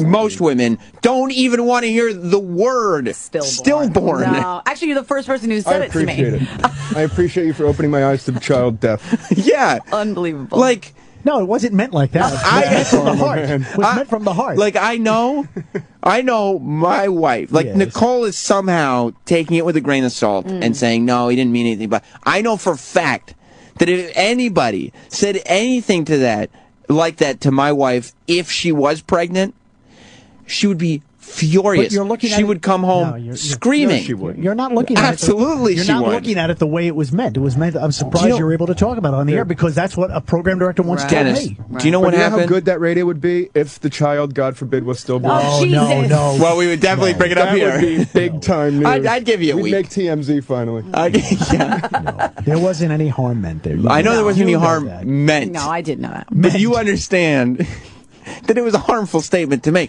Like here's an example. It's like saying I could have gotten AIDS by making the baby having sex with Nicole. What if you why don't you bring up crib death? Why don't you say give it a year because there's crib death you got to take into account. Oh, it is. That's crazy. That doesn't happen. That doesn't. Yeah, that didn't happen to a coworker. It's crazy. Plus, the thing is, also, there's a lot of guys out there who think she should. I would even announce that she was married because she could still be that wild. She's not on porn radio. Yeah, this is bullshit, Danny. People like real human beings on the air. That seems to be a thought around. Back in the days of the WMCA good guys, all the disc jockeys were on the air. They were supposed to be these wild single bachelors, so everybody just. But it doesn't matter because she's talking about being married and pregnant. What do we talk about? Getting jizzed on her belly. Yeah, I would have rewound it. I would getting jizzed. Don't talk about being married. Getting jizzed on her pregnant belly. I did knock that off my bucket list. You see, and people like that type of talk, Dennis. Yeah. People like that. You know, when Jess and me were getting married. Jess and I. You're right, Danny. I used the wrong pronoun. No, you're right. Professional broadcaster. I appreciate the correction because you're right, and I try to maintain professionalism at all costs. Yes. When Jess and I were getting married, yes, we were leaving the apartment building to get married separately. Jess, on her way out, one of our, like the guy who works for the super, the maintenance dude, he goes, "Oh, you're going to get married?" And Jess goes, "Yeah." And he goes, "Oh, good luck. I hope it doesn't fuck your life up." Yeah, that was the same exact kind of comment. And he's saying... He's a funster. I don't know what that means. I don't know if it's an ethnic thing. He is Hispanic. I don't know. He was probably joking around. He wasn't. No. And regardless... Well, maybe it messed up his life. He was saying a positive thing, right? I hope it doesn't fuck up your life. Right. But the statement implies... You just said it kind of backwards. That inverted. This act could result in her life getting fucked up, and there's nothing she can do now. Now, Nicole has already announced this on the air, and all you did was put a thought into her head like, hey, imagine if the baby's stillborn. No, and it's like, why would you do that to a human being? She did come home crying. She did, didn't she? she? Yep. No, she didn't. No, I didn't. But do you she knows I compliment her every day. Yeah, do you see how that's not a great statement to make? No, I don't have a problem with it. You still don't agree that was not the right tack to take? No, I didn't think there was anything wrong with it. I don't see anything wrong with it either. You don't, man. Agree to disagree. No. You think that bringing up the moment after a woman announces her pregnancy to the world, because let's be honest, you announced it to the mashup, but you came on. Say yes, so I don't sound like an asshole. But I think that stillborn jokes are hysterical. He wasn't even joking, which makes it amazing. It's reality radio, right, Sam? It wasn't radio. It was a whole conversation between coworkers. Jay-Z told Kanye that his baby could die dead. Yeah. Or be born dead. Be born dead, yeah. Hey, Kanye, I know you a public guy and all, but just so you know, that baby could be stillborn. She'll still have that fat ass, but that baby could be stillborn. Like, I don't think Kanye would have been like, "You right, Jay. You my dog." Point. I didn't think about that. Yeah. No. He'd be like, why would you even bring it up? Like, obviously that's something everybody knows that that's a possibility, but we don't talk about it because it's a very negative thing. Listen, Sam's clearly very protective, which I love about him. So I'm really okay with it. We can move on from it. That's all right. I understand where you came from. You can't. Her husband can. Yes. Nicole can. Absolutely not. I am furious. I'm not so much. I'm protective, but at the same time, I'm also perplexed as to how this could happen. This, to me, is not so much so I can reprimand you. It's a study of human psychology. It's a little fucking crazy. As to how, like in what context would a person ever think that this was okay to do? It was just an unwritten rule in radio that you wouldn't talk about a lot of things like that. Just because of. Well, I understand. No, because of stillborn. No, that's right, because that's the example you gave. The only thing that could go wrong is stillborn. The last thing. Everything is great. It has 2 hands, 2 feet. Now, I mean, you waited the appropriate amount of time, correct? Yeah, I mean, I'm 5.5 months now. You know the gender. No risk. Right. Yeah. We're smooth sailing from here on out. But she hasn't had a drink in 2 weeks. Hours. Drinking with Lady Di. Hours. Yeah. She's having that Natty Ice to wake her up. But it's just it's not something that you bring up in any context, I wouldn't think. It was a little goofy, but it's okay. Yeah, it wasn't meant to be. Get off the guy's back. Do you think it was bad manners? It was just odd. It wasn't bad manners because it was bad manners. I think that no, it wasn't bad. Did you say, you know what? I haven't fucking thought about that. Yeah. You're right. Sam could be born dead. Cut the replay. Yeah. Cut the replay. We have to go back in time. The baby's dead. Oh, no. E-Rock. Hello, E-Rock? Yes. You're for the record, I got a couple phone calls that I didn't take. Jim said she was. Your wife is not pregnant, correct? No, she is not. If your wife was pregnant, and a man came up to her at her place of work and said, "Gee, I hope it's not stillborn because my friend's was," would you think that that's like normal or positive thing to bring up with her? I'd show up at work. And what would you do? What? I'd be fucking livid. You see, Dennis? I think I'm just used to all of you saying and doing such appropriate things, including the people here at work, including at home, Matt. But Dennis is supposed to be the moral compass. If E-Rock came in and said, "Hey, my wife is pregnant," I would say, "Congratulations. Do they know who the father is?" Oh, Eric, you see, he thinks somebody else is dipping in that Nago pussy. Like at my last doctor appointment, Matt tried to tell the doctor that he's convinced that the baby was conceived face down, ass up, and I was like, well, because it was. No, but it wasn't. But that's where I came inside of you, when your face was down and your ass was up. I mean, if you're talking about physics, most likely yes. And then I shook her by the ankles. Okay. What position were you in? I don't think it was that day, but he thinks it was that day. But you don't there's tell the not doctor. a choice. Right. It's not like, oh, we were doing it standing. So no, it was from behind, Okay. with her big giant feet wrapped around my ankles. You were standing. It was. We call it the talon. The talon. Mm-hmm. All I'm saying is I'm used to this. You're good at endearing inappropriate- yourself. See, I like that Matt endears himself to the audience at the cost of his wife, Nicole Biggins from the Morning Mashup. Well, we're trending. It says Dennis Falcone is crushing it on the after show. He is. At least somebody likes it. He is. Yeah. Well, that's what you remember. You got to watch out for, because somebody could crush that fetus, Nicole. While we're talking about crushing. While we're talking about crushing, am I right? Go do belly flops. I'll buy her some Pampers for when the baby's born. Okay. Dennis, I feel like you have to do better than Pampers if you're going to get Nicole a gift. All right. I'll talk to Opie about... Take her out for a nice steak. Like Look. All right. The steak's not going to do it either. When you need to get the woman in your life a gift, whether it's a coworker, whether it's even if it's somebody else's wife. You are the king of the segues, I got to tell you. If you tell somebody that their baby may be stillborn, you need to get her a gift. Steven Singer knows this. Above all else, Steven Singer is the guy who's going to help you out with this. You want it to be a great gift, don't you, Dennis? Yes, I do. Steven Singer will help you find the perfect gift. You know, the more you procrastinate in buying her her holiday present, the guiltier you're going to feel. The guiltier you feel, the bigger the present you're going to buy. Not to worry. Steven Singer has what every woman wants. A really great pair of studs. Diamond studs, that is. A beautiful sparkle. Simple elegance of the diamond stud on each ear. Steven Singer is going to make it easy and affordable. Check out his diamond stud earrings starting at just $199 online at IHateStevenSinger.com. You hear that, Dennis? You can say, I'm sorry for bringing up the fact that your baby might be stillborn for only $199 at IHateStevenSinger.com. These are really beautiful, high-quality, bright white diamonds. When you shop at Steven Singer Jewelers, she'll never grow out of them. Not only does Steven have the best selection, quality, and price studs anywhere around, but he also has a lifetime upgrade guarantee. Get the woman in your life a great gift. Steven Singer Jewelers, the other corner of 8th and Walnut. 1-888-I-HATE-STEVEN-SINGER.